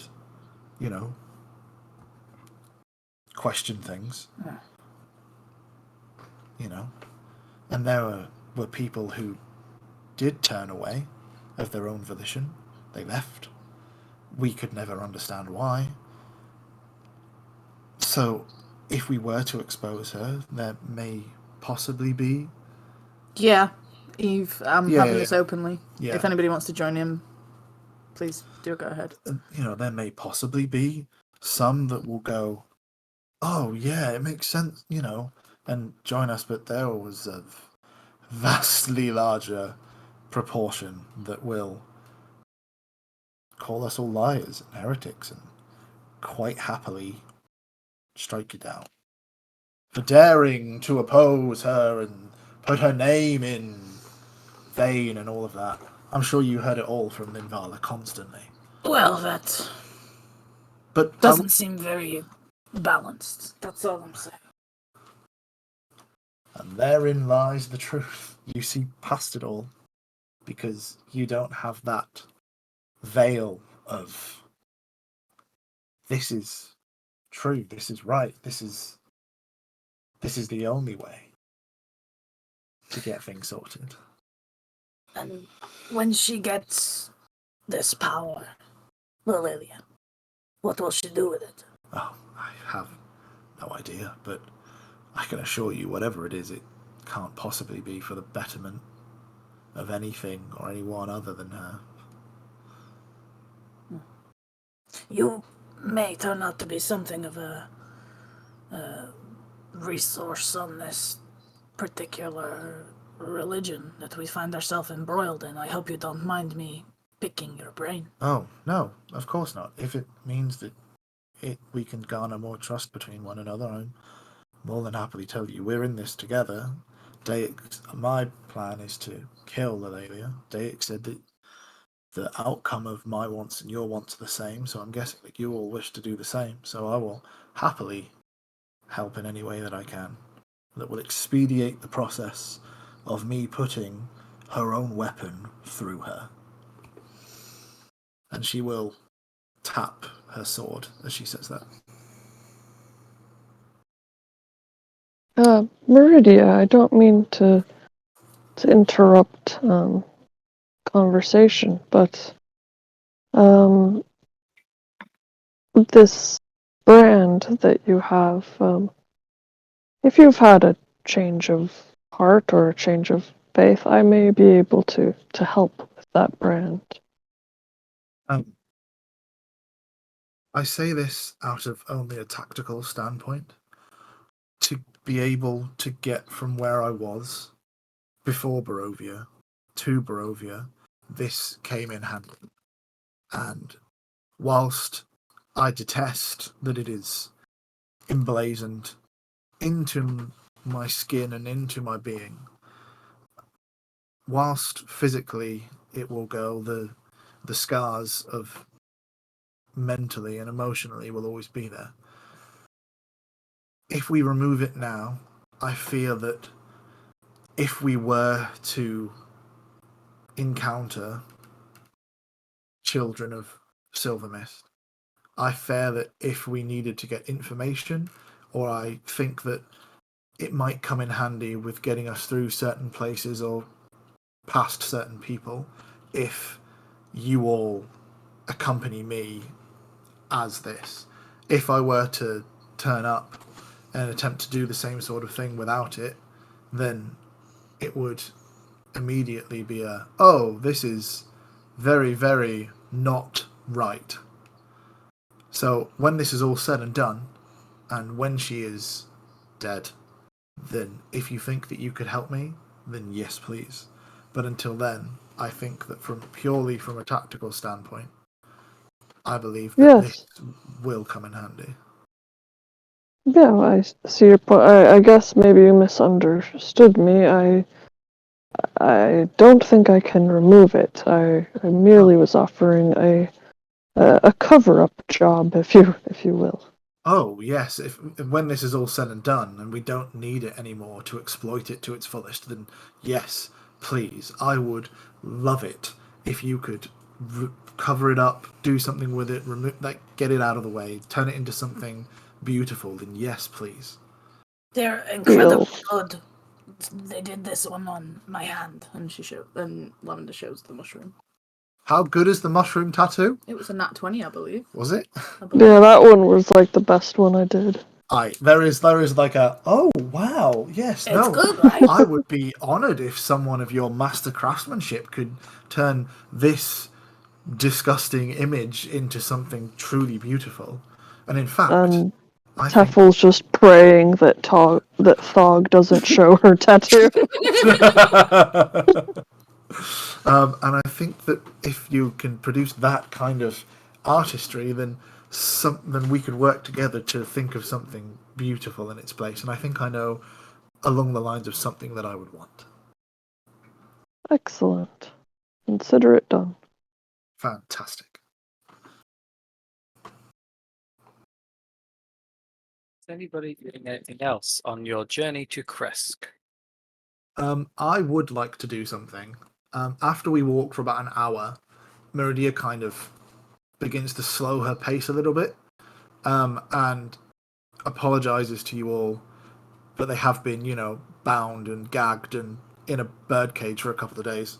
So she is going to expend a second level spell slot, Matt, and I am going to cast Find Steed. Okay. One of them, eh? Yeah, one of them, motherfucker. And Sure. I would like to summon a Fey Elk.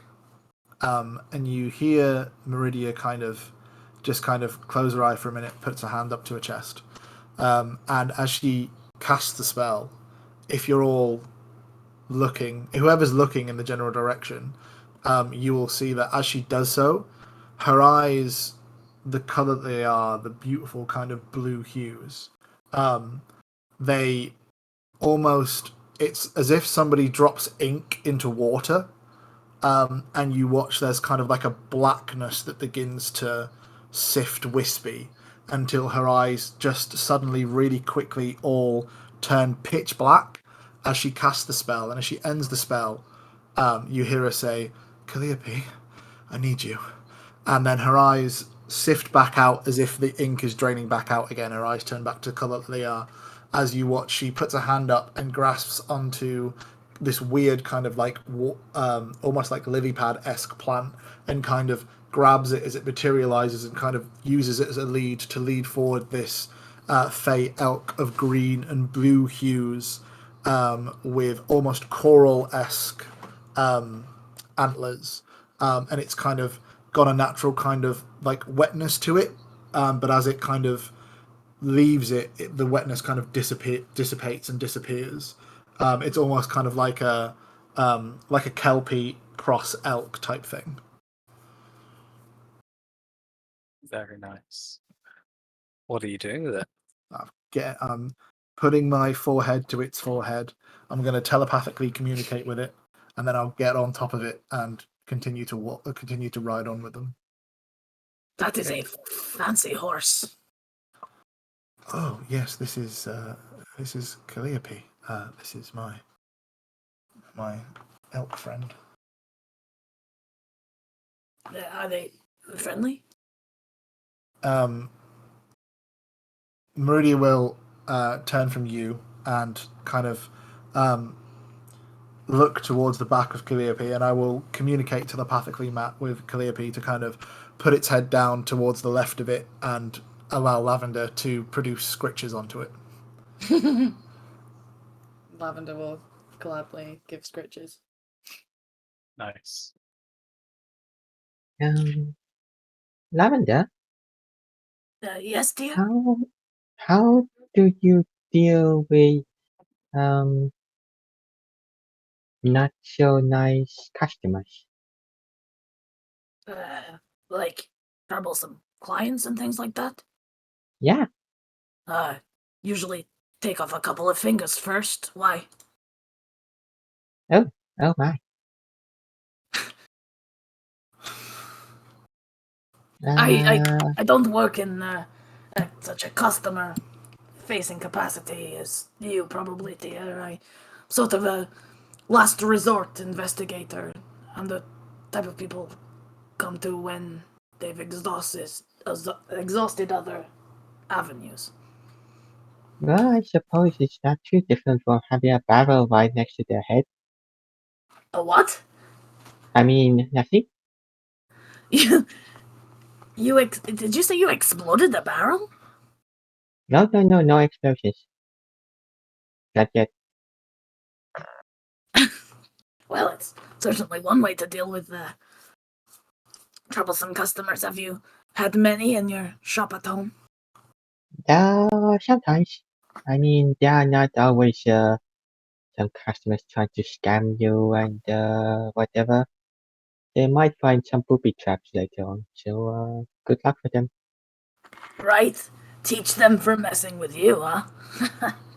After all of this, I might come and get you to put some like security things around my home. I sure have made a lot of enemies in my time, and wherever the home ends up being, I'm sure I'm going to need something to stop people from getting in. I mean, if you need that thing now, I could probably try to make something. Right. Take with me. It might take a while though. I mean, you've done so much for me, Tia, including the saving of my life, so I couldn't ask any more. But I appreciate you offering all the same. if you have the time and it is a good project for you, then I will happily give you a good price for something like that. There might be more to that robotic mushroom than meets the eye. Wait, Was that Teffel saying that? Yep.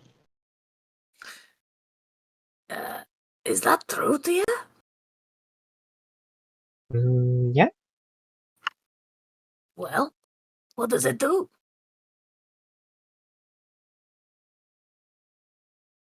Well, first of all, it has quite a lot of different kinds of modules in there. So you can have a lot of fun things going on. And depending what you want, if you really wanted to, you could potentially incubate mushroom in there. Wait. Say that again? Incubate him? You mean like make him again? Making mushrooms. Like, are we talking about like the cat mushroom, or are we talking about foresty crazy mushrooms? Oh, foresty mushrooms. Yes. Foresty mushrooms. Well, you know what? That was as equally of good an answer as I was expecting. That would be an interesting project to start. I'm trying to think what it. That's good. I'm trying to think of all the possibilities it could have. There's there's plenty of them to be had, and if any of you want anything, I can probably try to make something. I do need to see if it's within my capacity at the moment.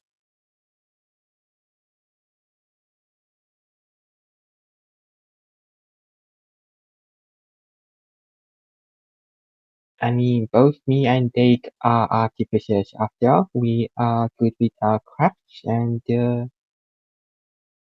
we can make something as long as we have the resources and capacity. Question: does this metal mushroom have a stat block, or is it just the regular cat stat block? Yes, it does. It has its own. Yes. Ooh. Because I don't think I have that, so I don't Just actually know a what it moment. The very sound definition of colour me intrigued. Ooh. Oh my. Continue. If I take a look over the plans for this metal mushroom, see what it's capable of? Sure. Go ahead.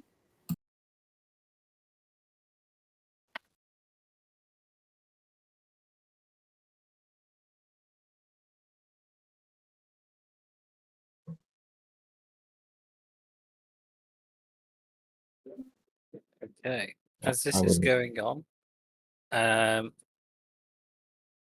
about 2/3 of the way through your journey, you pass through the town of Valaki once more, heading further and further west. Any more for your journey there?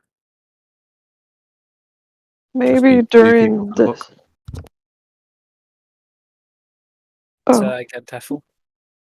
well, I'll put my name in the book if no one else volunteers. Also, maybe we don't have to do this in game time, but maybe the Silvery Moon group could update the Barovia group on what actually happened, because we've not had a chance for the groups to like catch up on what all has happened, Yeah. or like a summary maybe. I mean, the best way for you guys to do it is to give yourselves an in-game summary. I think a lot of it is on the group notes page, but if the Silvery Moon guys want to just catch the rest of them up on what you got up to and what happened, rather than the crazy like half a sentence you've given so far here and there. Sure. Um, We travelled to Neverwinter. We found out there was a massive lightning scar, like not too high. I think we were able to jump into it, but there was a massive lightning scar. Went in it, came into Hunter and Ribib's version of a world because it was somewhat familiar to them. Found their airship. Now you have to ask them how they managed to get that. Still baffles me. Flew the airship and some scrap airship out back through the lightning bolt. Flew it to Silvery Moon. Oh, sorry to interrupt. Glassstaff came after us and also flew out with his magical ship. Yeah, no one knows who Glassstaff is except you. Yes. Carry on.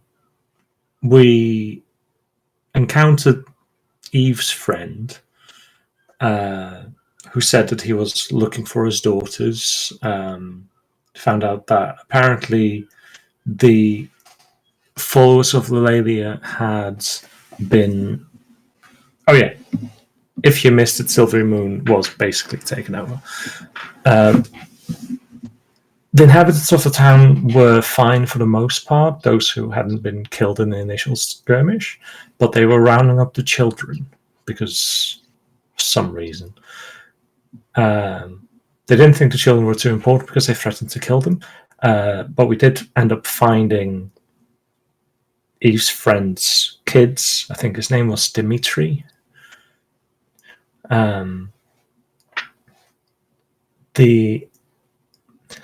Then, in order to give as many people out as possible, they teleported to, hopefully, we do not know, to Chult. And we attempted to make our way out. Got in a big fight.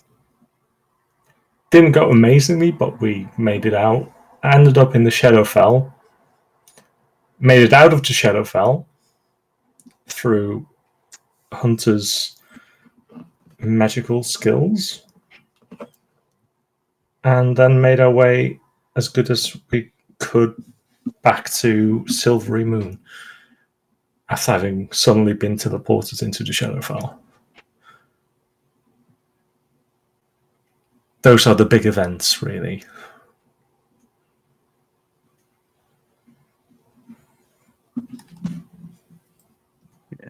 They were prepared. Holy for shit. big as well. Also completely screwed over two individuals Nah, in a small village. But no, three of us didn't know. What was this? No one. We helped. We did our part. the two druids. Didn't even know Oh, they were no, druids. nah. We helped. 100% facts. Like, the only reason we know something went wrong is because Eve was able to see what was happening. Yeah. Oh, we also went into the. Did you say the bit about the castle? Because we went in there, didn't we? We went in the castle in the throne room. In Neverwinter. Yeah, no, I've skipped over that bit. Because there was a friend of yours who I don't know who he was, but you didn't seem to like each other very much. No, he was the guy who initially tasked us with finding out worked for a guy who initially tasked us to find out what the red portals were. We went through with him, I think. And then he obviously got fucked over and landed there or somewhere. Was in the middle of being sentenced or put to death or being interrogated or something. We managed to persuade the king, I think it was, or the Lord Protector, was it? Yeah, we don't have a King of Neverwinter in our world. Lord Protector, for us to deal with him because he was we wanted to deal with him. Took him to a room, interrogated him for a bit, tried to persuade him to help us. He was being a dick about it, so we left him there, I think, to rot in prison. But I can't remember off the top of my head. But yeah, that was it. His name was Thrawn. Or Thrall, sorry, not Thrawn. Thrall. Yeah, and that's it. Behold the adventures of Silvery Moon. Wait, Thrall? Wasn't that one of your guys? Nodding at Thug, who obviously isn't here, but anybody who is present. I think it was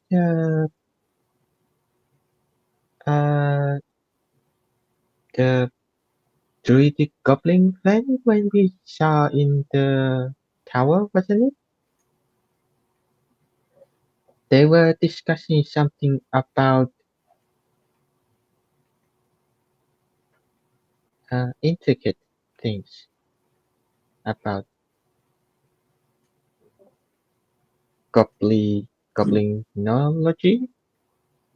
Hunter, if you'd like to describe what Thrall looks like. A very well, one of our party members tried to hit on him for fucking ages to no prevailing effort. But he is a blue water ganassi, Oh, different. correct? Correct. Awesome. Yeah. Very evil dude. Well, started off being a dick, then went to being really evil, and then just merged them together. And yeah, wasn't a very nice dude. Always using everyone else. Worked for the king of Netherwinter in our realm, I believe.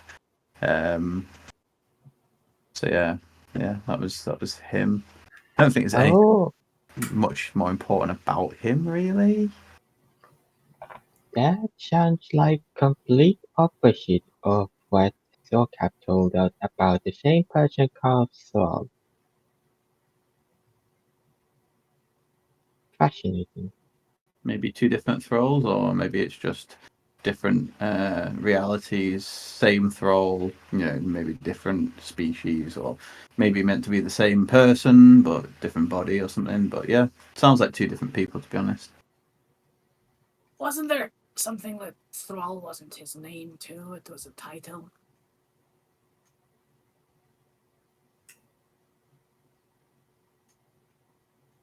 Going off Thug's stories, yes, Thrall was a title.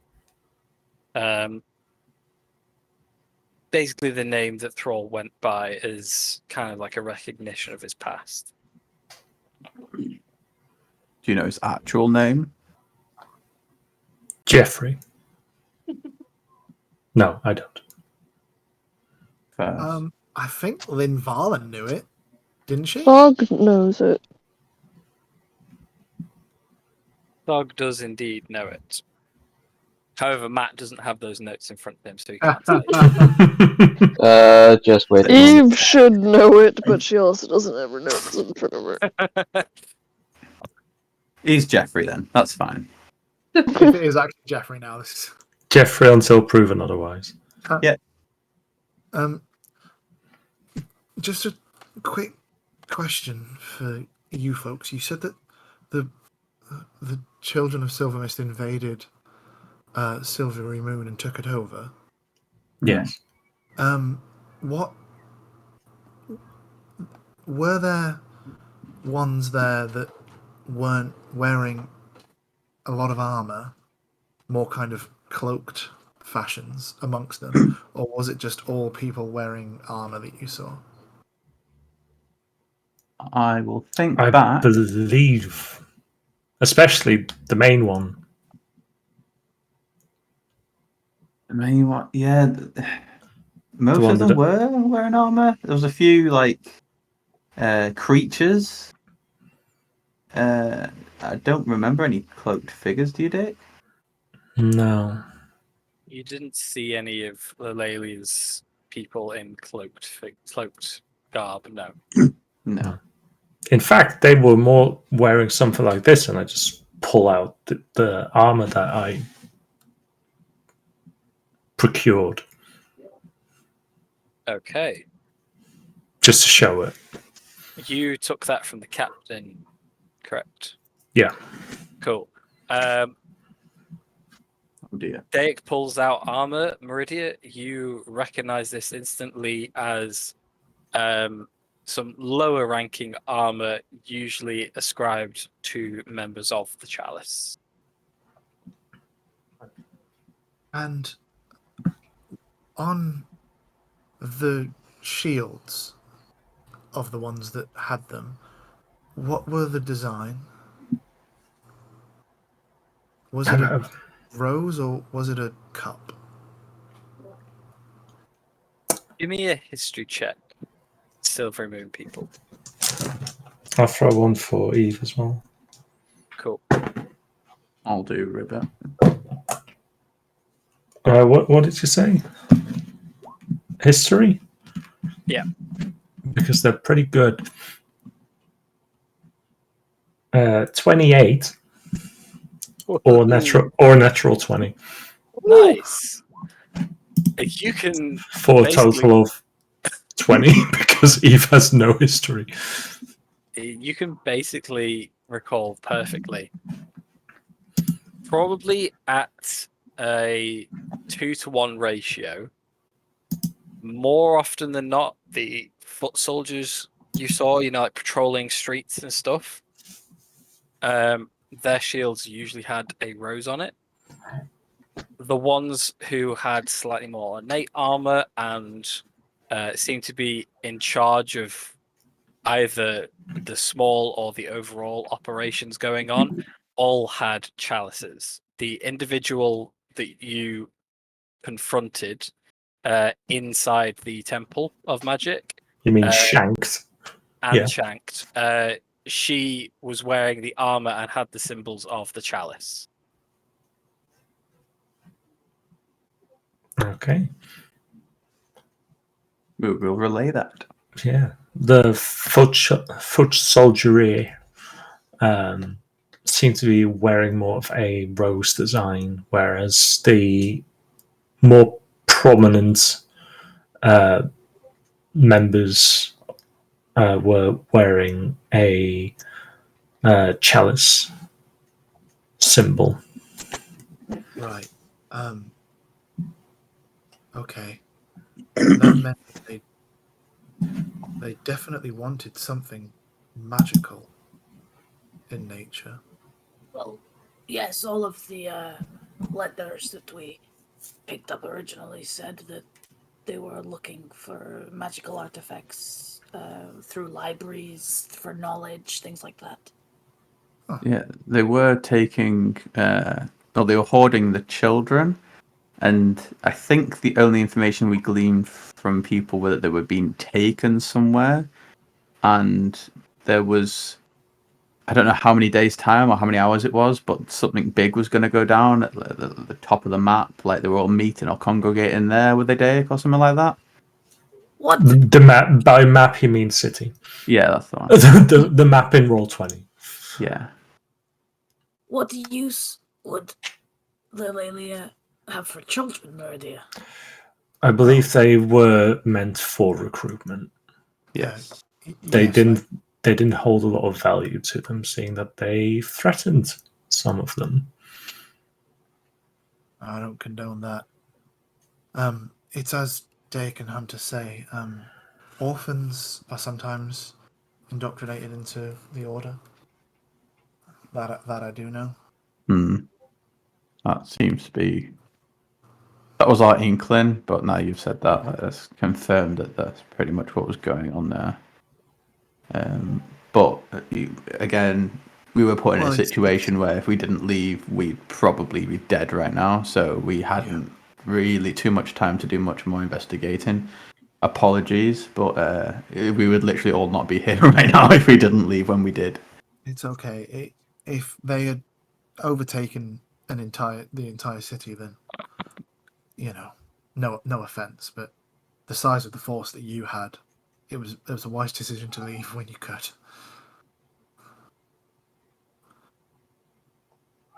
If anything, I feel like it was a stroke of luck that we made it out. The person that you said you confronted, that seemed to be the kind of mastermind-esque of it all, that you said happened with Dimitri's children, what was their name? Matt? We don't make notes. It was Constantia Jathan. Have I ever? Would I know of a Constantia Jathan, Matt? Give me a history check. She did. Good. History has just- stopped. I just pat Ribbit's head. You know what? It's a 9.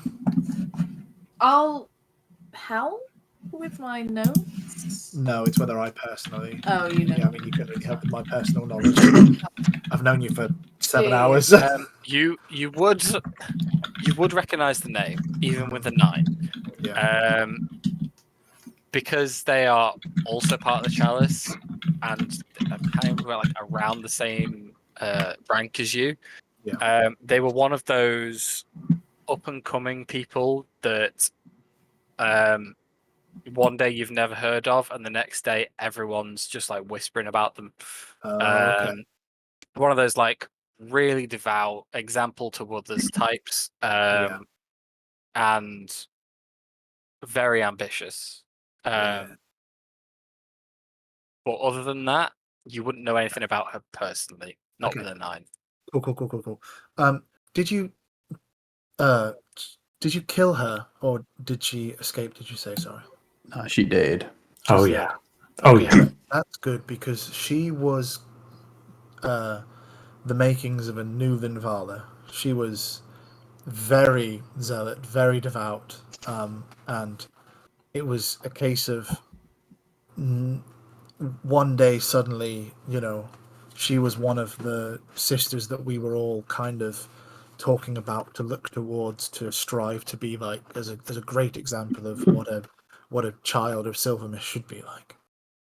So it's a good thing that you did her off when you did. It sounds to me this may have been her. The children of Silvermist all kind of, when we get noticed, and it's time for us to kind of make a step forward within the ranks to become a prominent known name, we're kind of given a mission-esque to go and do as like a solo leading position. And that is what I was on before this. This is what, to my knowledge, Barovia was to Linvala.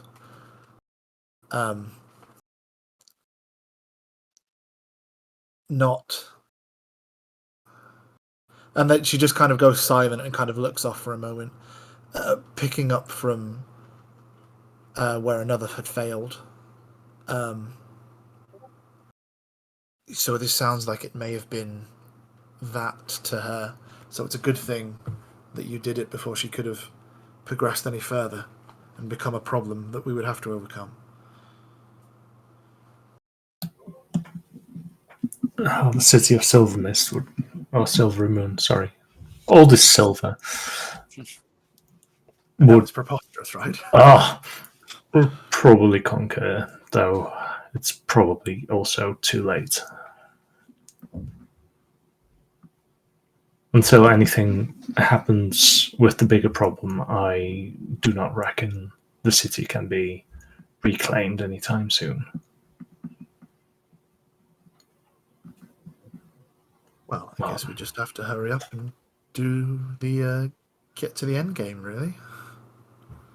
Do what we've all set out to do.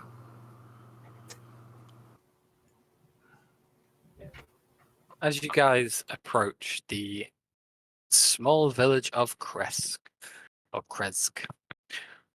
you find yourselves walking higher and higher in elevation up to this hilltop walled village.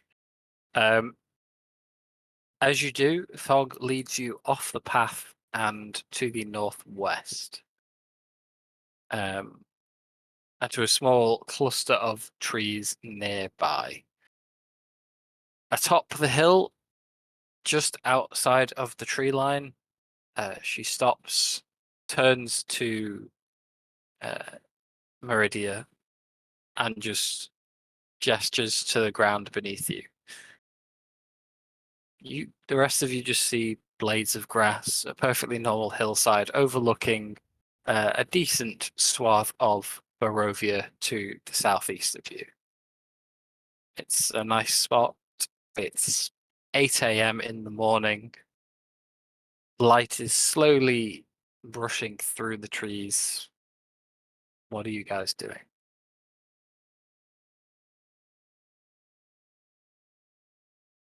Anybody want to go first? Press on, I guess. Sure. I mean, if you want to scout the area, I'm happy to flock it up and scout, see if I can see anything. Is there anything particular looking for? Where exactly did Thog point? A spot on the ground between you and her. Okay. So I guess it's there. Meridia will walk over to it and kind of kneel down and place a hand on the grass where it is. And that wave of that torrent of loss and pain and sadness that you felt earlier on, Daik, just kind of consumes her at this moment. As she looks up at you all and goes, I came here to say goodbye to somebody, and it was the child of Silvermist that had failed before Zinvala was sent here. Her name was Safara, and her and I were very, very close.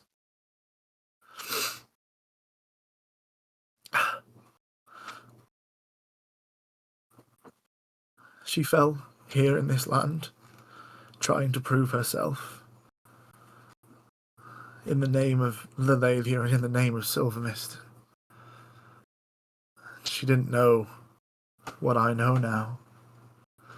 And she'll look towards the ground with her hand still. She'll place her other hand next to it now. And just go, Sephi, I'm sorry. I'm sorry that you fell here. And I'm sorry that you didn't know. And I'm sorry that the wool was equally as pulled over your eyes as it was mine. I wish that you could be here now, standing by my side once again, knowing what I know, trying to right all the wrongs that you did, trying to right all the wrongs of other innocents who have been hoodwinked and taught the wrong thing into doing the wrong thing for the wrong reasons. I promise you that I'll stop it. I promise you that I'll stop her. She won't hurt anyone again. She won't take anyone again.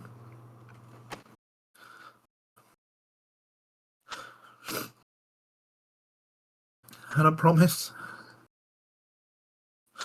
that one day you and I will be together again. But until then, this is a showing of my promise. And you watch as she puts her hands up behind her neck and she undoes a piece of string and takes it off and holds it, and there is a necklace where there is a vial of silvery liquid that sparkles as it moves.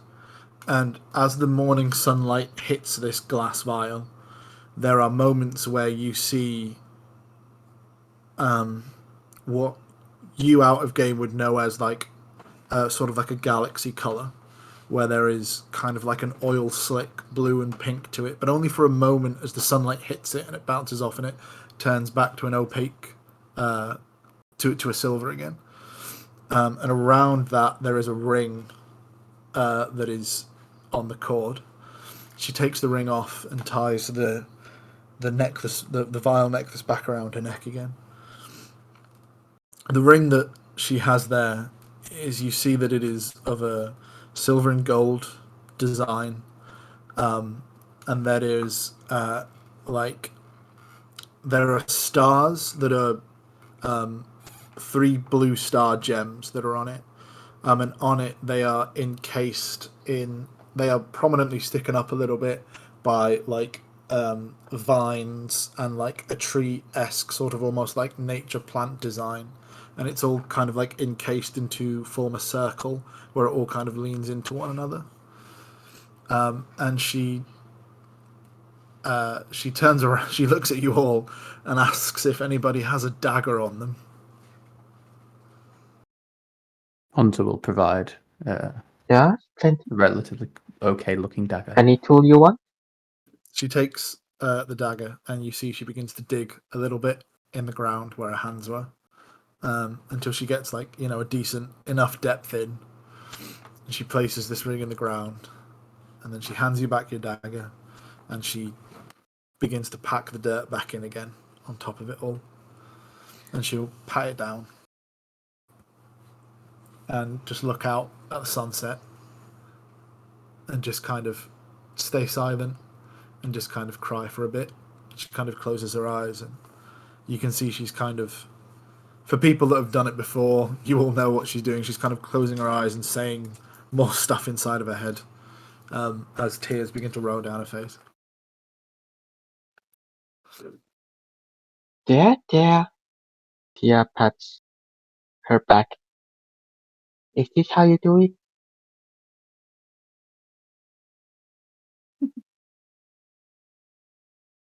I'm certainly Lilelia, awkward. Lilelia has taken people from us, too. And we won't let her get away with it, whatever she's planning.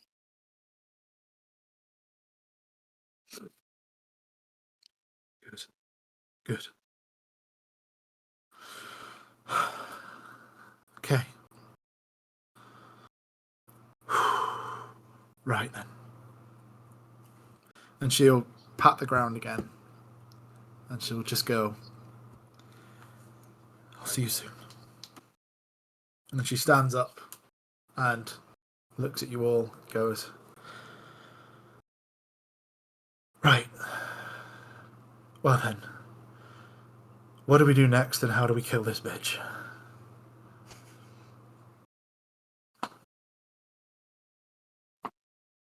I Well, don't know according to which custom you are doing this, but I thought you were supposed to bury the mistake 6 feet under. Bury the what? Oh, just me. Okay.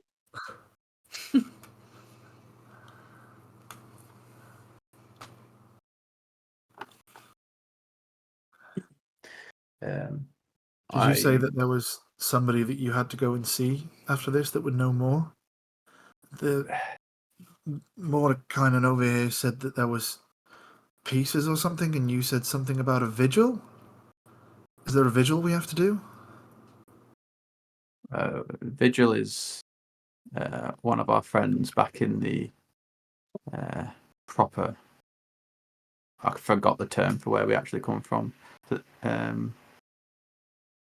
Something plain. Prime material. The prime material, that's the one.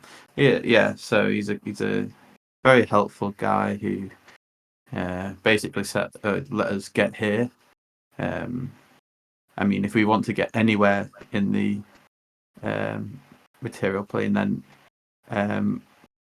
going back there would be the number one place to do it. Maybe there's something in there that can help us come back and find Big L. But anywhere we need to get to, our ship can take us there quickly. So if everyone agrees that we're done in Barovia, it's probably the number one place to go to first, I'd say. Great. There's also the incursion on the plane of fire, right? That's happening in like 2 days. Is this a person that we could tell that about and they could do something about that? 2 weeks. Oh, 2 weeks.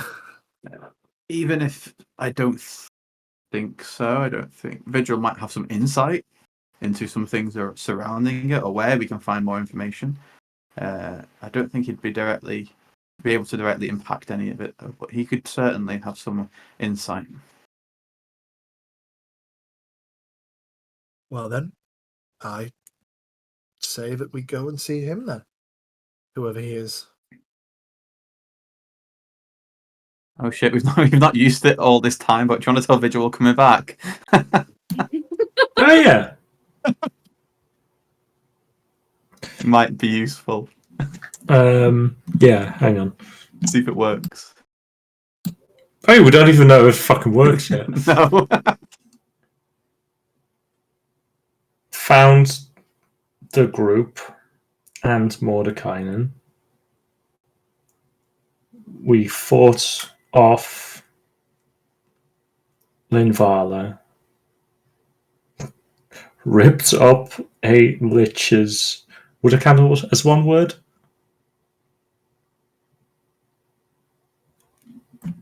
Sure. Lich's library. And have procured a new ally. On our way back now. 25. Nice. Roll me a D100. Cool. Oh, no. 98. Amazing. It's a good job that the lower percentile is the one where it doesn't work. You send off your message. A few moments pass. You hear. Ah, right. Okay. Excellent. I'll expect your return. Great. I definitely didn't think you were dead. The great got me so... Fantastic. Great. Amazing. He's there with like all his pals of dark friends and like the lady herself, and he's like, "Everybody leave now, immediately!" Awesome. Okay, so are you heading back to the portal in which you all came through? Yeah. Awesome. They'll be exhausted, but if everything goes well, we can just take a long rest now. This is why I'm on an elk. I don't think we're actually that far away. You are about an hour's journey. Yeah.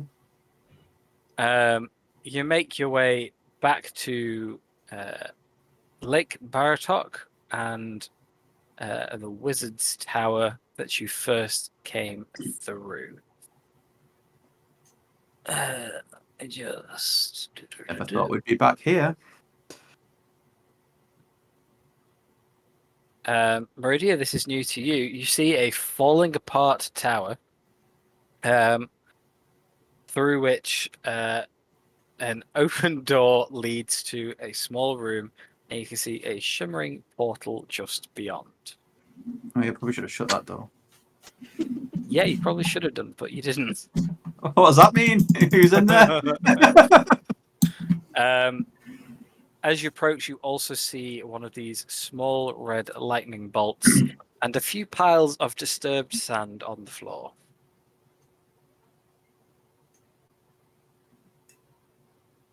Oh, disturb stand. Yep.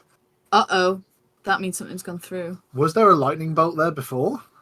The lightning No. bolt was there before. Okay. Moreau's scrying caused that. Cool. Does detect magic ping anything up? Detect magic pings up the rift itself and the teleportation circle. Conjuration magic for the teleportation circle, and transmutation, conjuration, and chronomancy for the lightning bolt. The disturbed sand, from what you can see from the outside, is only around the red lightning bolt next to the portal. Yeah, So- we do that? The Yes, you doorway. did. Yeah, that No. was. So you Yeah. guys get through here as well. Yeah. That's fine. You had to say disturbed, Son, didn't you? Just putting us on edge, just testing us. It's a bit Sure. RP. Matt hasn't been able to instill the fear of death in us. Yeah. Yeah. So he was like, I've got to take it when I can. I am just accurately describing because that is why you put the sand there. So I thought I'd make a note of it. However, due to the track record of this campaign, I am just going to double check the door for any booby traps, magical or otherwise. You check the I would door. love to help.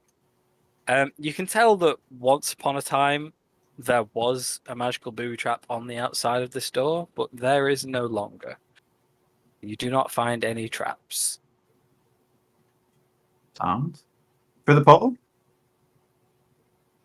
Let's go. Hunter just sprints through the portal. You sprint, and as you enter it, feel yourself pulled. As you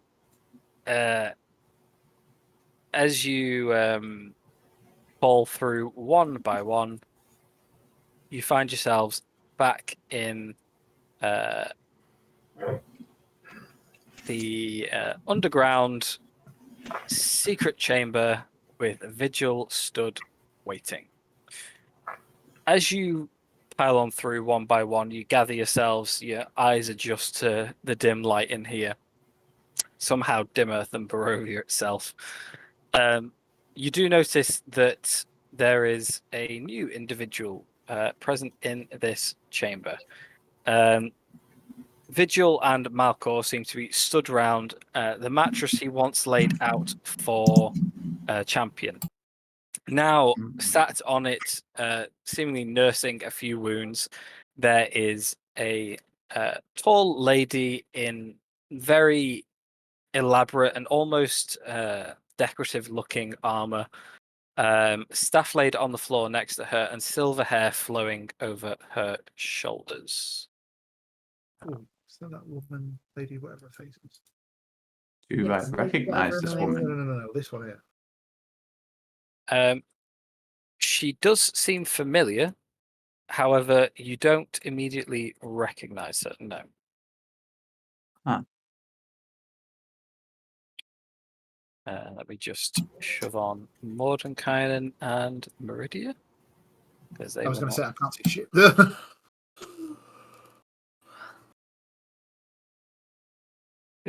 And oop. That any better? Yeah, I can see now. There's two Excellent. Mordenkainens now. Oh no! No. Duplicate. There is multiplying. You have twice the Duplicity. firepower. But imagine if there had been two. As you stumble in one by one, Vigil gives you all a once over and pauses. Says,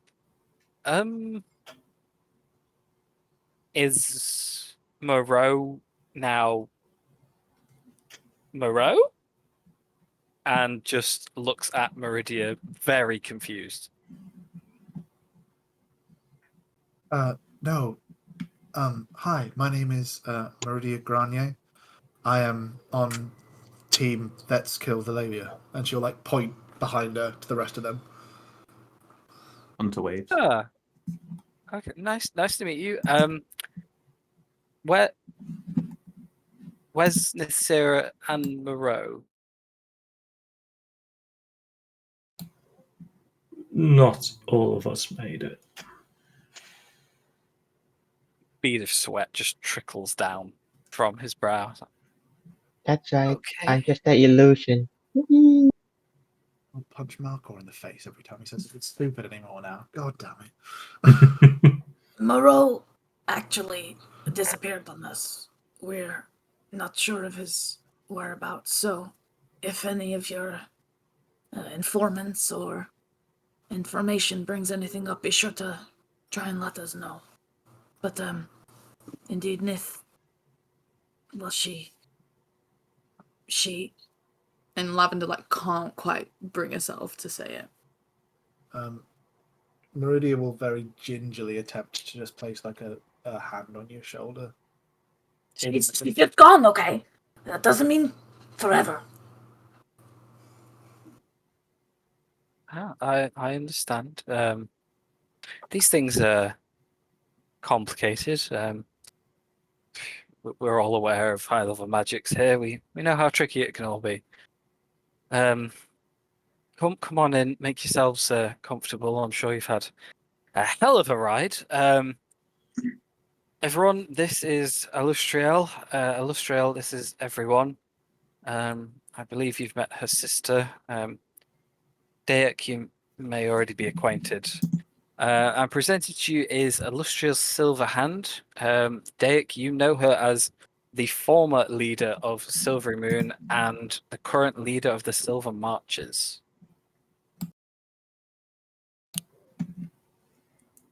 Yeah, I would know, wouldn't I? Well, I would know of her. Yeah. They will bow deeply, not make an eye contact. She smiles as best she can. She's clearly in a little bit of pain. Waves to the rest of you. Says, Vigil's been filling me in. Thank you to those of you who did your best fighting off the Lely's forces. They are, well, even I didn't think they were that competent when it comes to sacking cities, I must admit.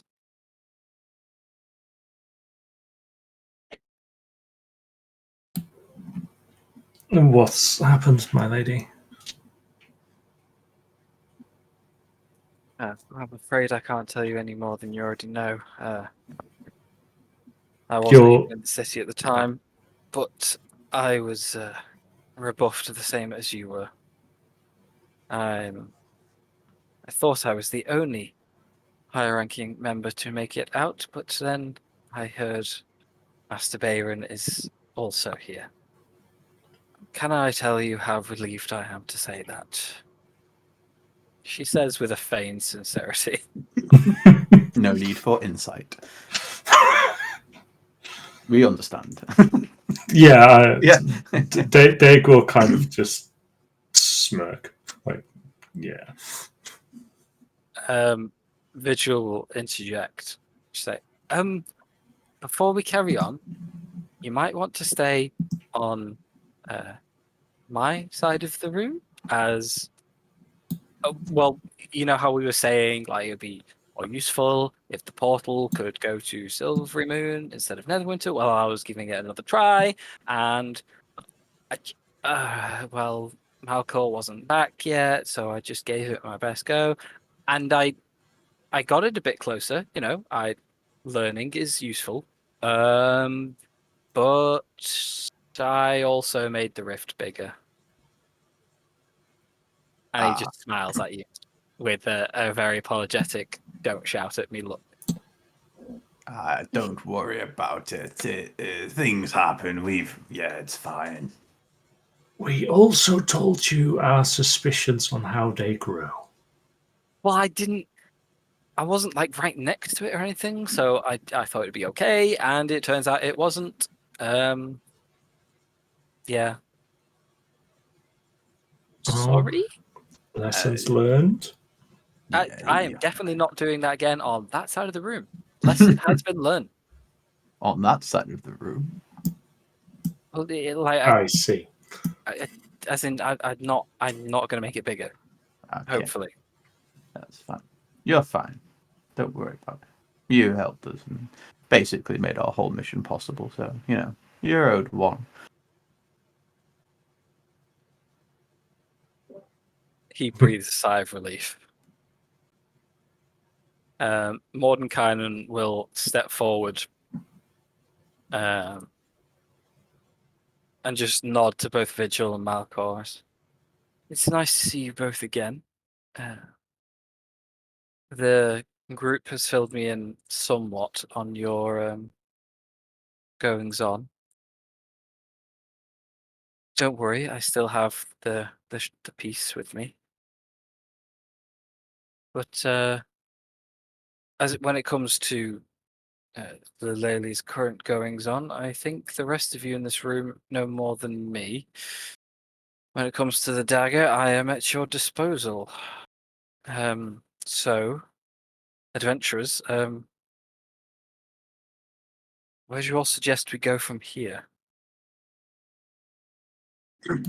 Meridia will start to talk about the incursion on the plane of fire and explain to Vigil, Malcor, and this Silverhand lady about what she's read in the note, produce the letter, and hand it over to them so they can read the two of them themselves.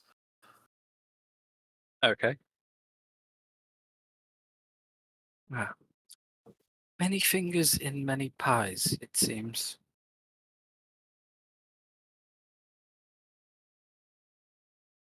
It's supposed to be in 2 weeks. I don't suppose there's anything that anybody that you know of or you yourselves could assist in stopping that, or let somebody know who can at least attempt to stop that.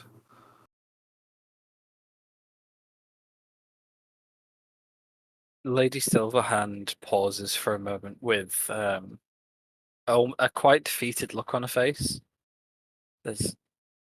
I have very few resources left at my disposal, and I have, I have sent most of my assets to my sister to try and track down where Blackstaff went.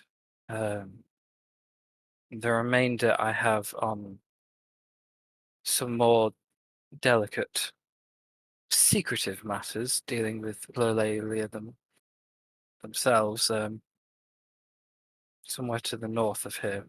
I'd rather not go into too much detail, but suffice it to say, any information you have of more goings on of Lolalia, all of these rifts, I don't believe I have the resources to spare to assist with. If you're talking about the plane of fire, I myself have never been there, nor do I know how to get there.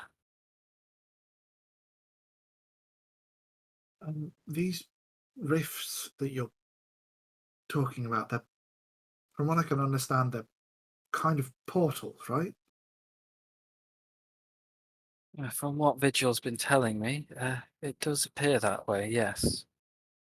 Well, I don't know exactly how much help it will be, but before a lot of stuff happened, the last mission that I was sent on,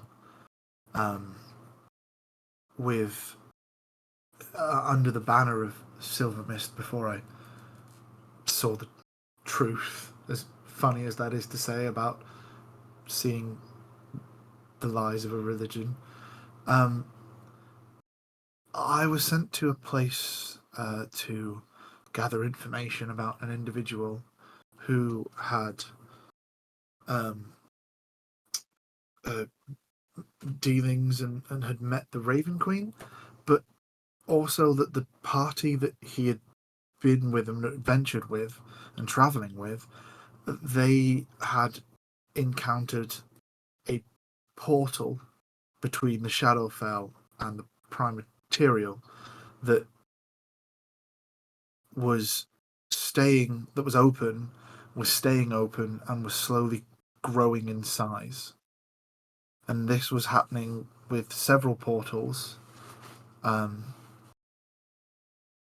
where they were staying open from one plane to the next, but refusing to close and unable to be closed by any way means that people could see, and they were slowly increasing in size and obviously area of entrance.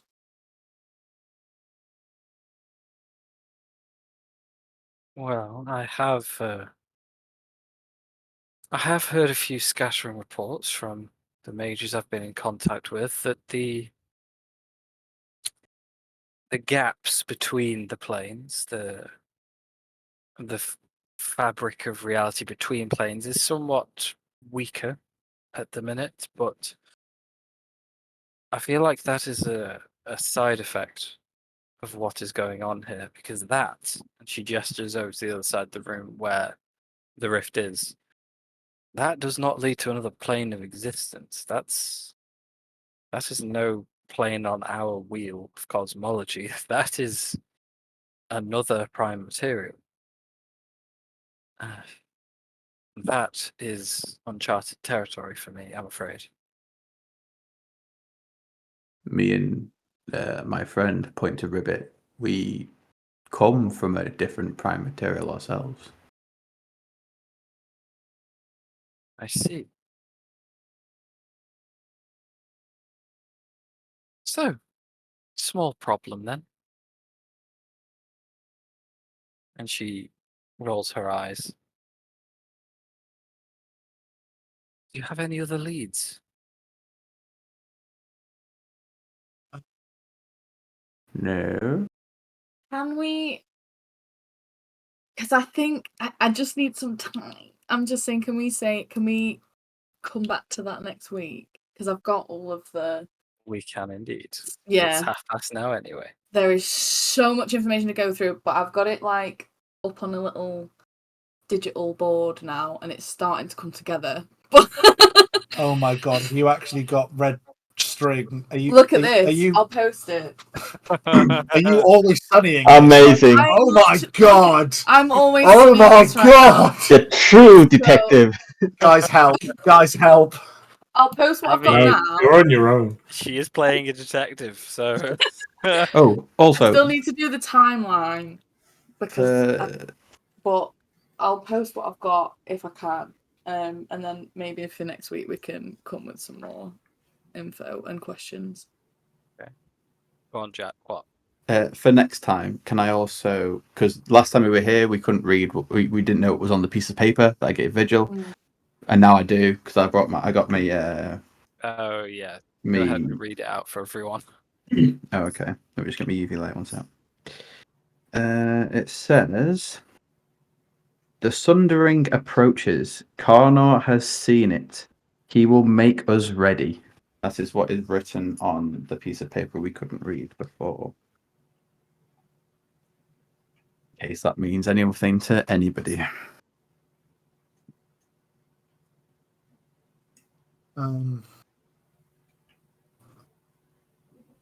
I'm eagerly anticipating this, I whatever it is with red tape. could say I could say one more thing, but like I don't want to take away anything from you if you've got specifics. Not right now. That's what I mean. I need some time. So Okay, so I okay. will Um, make an effort to. In that case, look then, at next week. when Silverhand says any more leads, Meridia will go, I was away from the faith for a number of years. When I left, we all had our own kind of things that we were working towards with each sect, as it was, with each different faith, or with each different part of the faith. You know, the Rose had their own, and the Shroud were doing whatever they were doing, and we, you know, were forging ahead in magical item research and magical research in general, and magical texts, that kind of thing. But we were all working towards our own goals. What I've come back to, they all, from what I can tell, from how I had to get here, or at least to get to you people, they're all working towards something now together. There is a task that must be completed. And from what I can tell, at least Rose and the Shroud are working together to achieve this. I can't say for sure about the Shroud, but it seems that there is now a focal point within the faith. That's all I've really got as a lead to go on, I'm afraid. Well, let's see where it goes. Yeah. And with that piece of information, we will call it there. You guys are out of Barovia. Woohoo! Oh, man, we had all of us had a dice of inspiration, and none of us had a chance to use it. Correct. Ugh, Sweet. what a fantastic session! Good I really enjoyed session. that. That was great. Information galore. Yes. Yeah, I know it's a lot of information to throw at you all, but you could garner thousands of leads from that or one. It's completely up to you guys and what you do. I ain't gonna hold your hand with it. I'm just going to wait for the red tape, really. It's going to be a PDF, I think, but I'm just going to check it's actually going to. I thought you were waiting for the red herring. Right, I will see you all next week. Thanks, guys. Yeah, Sweet. thank you. Au revoir. Bye.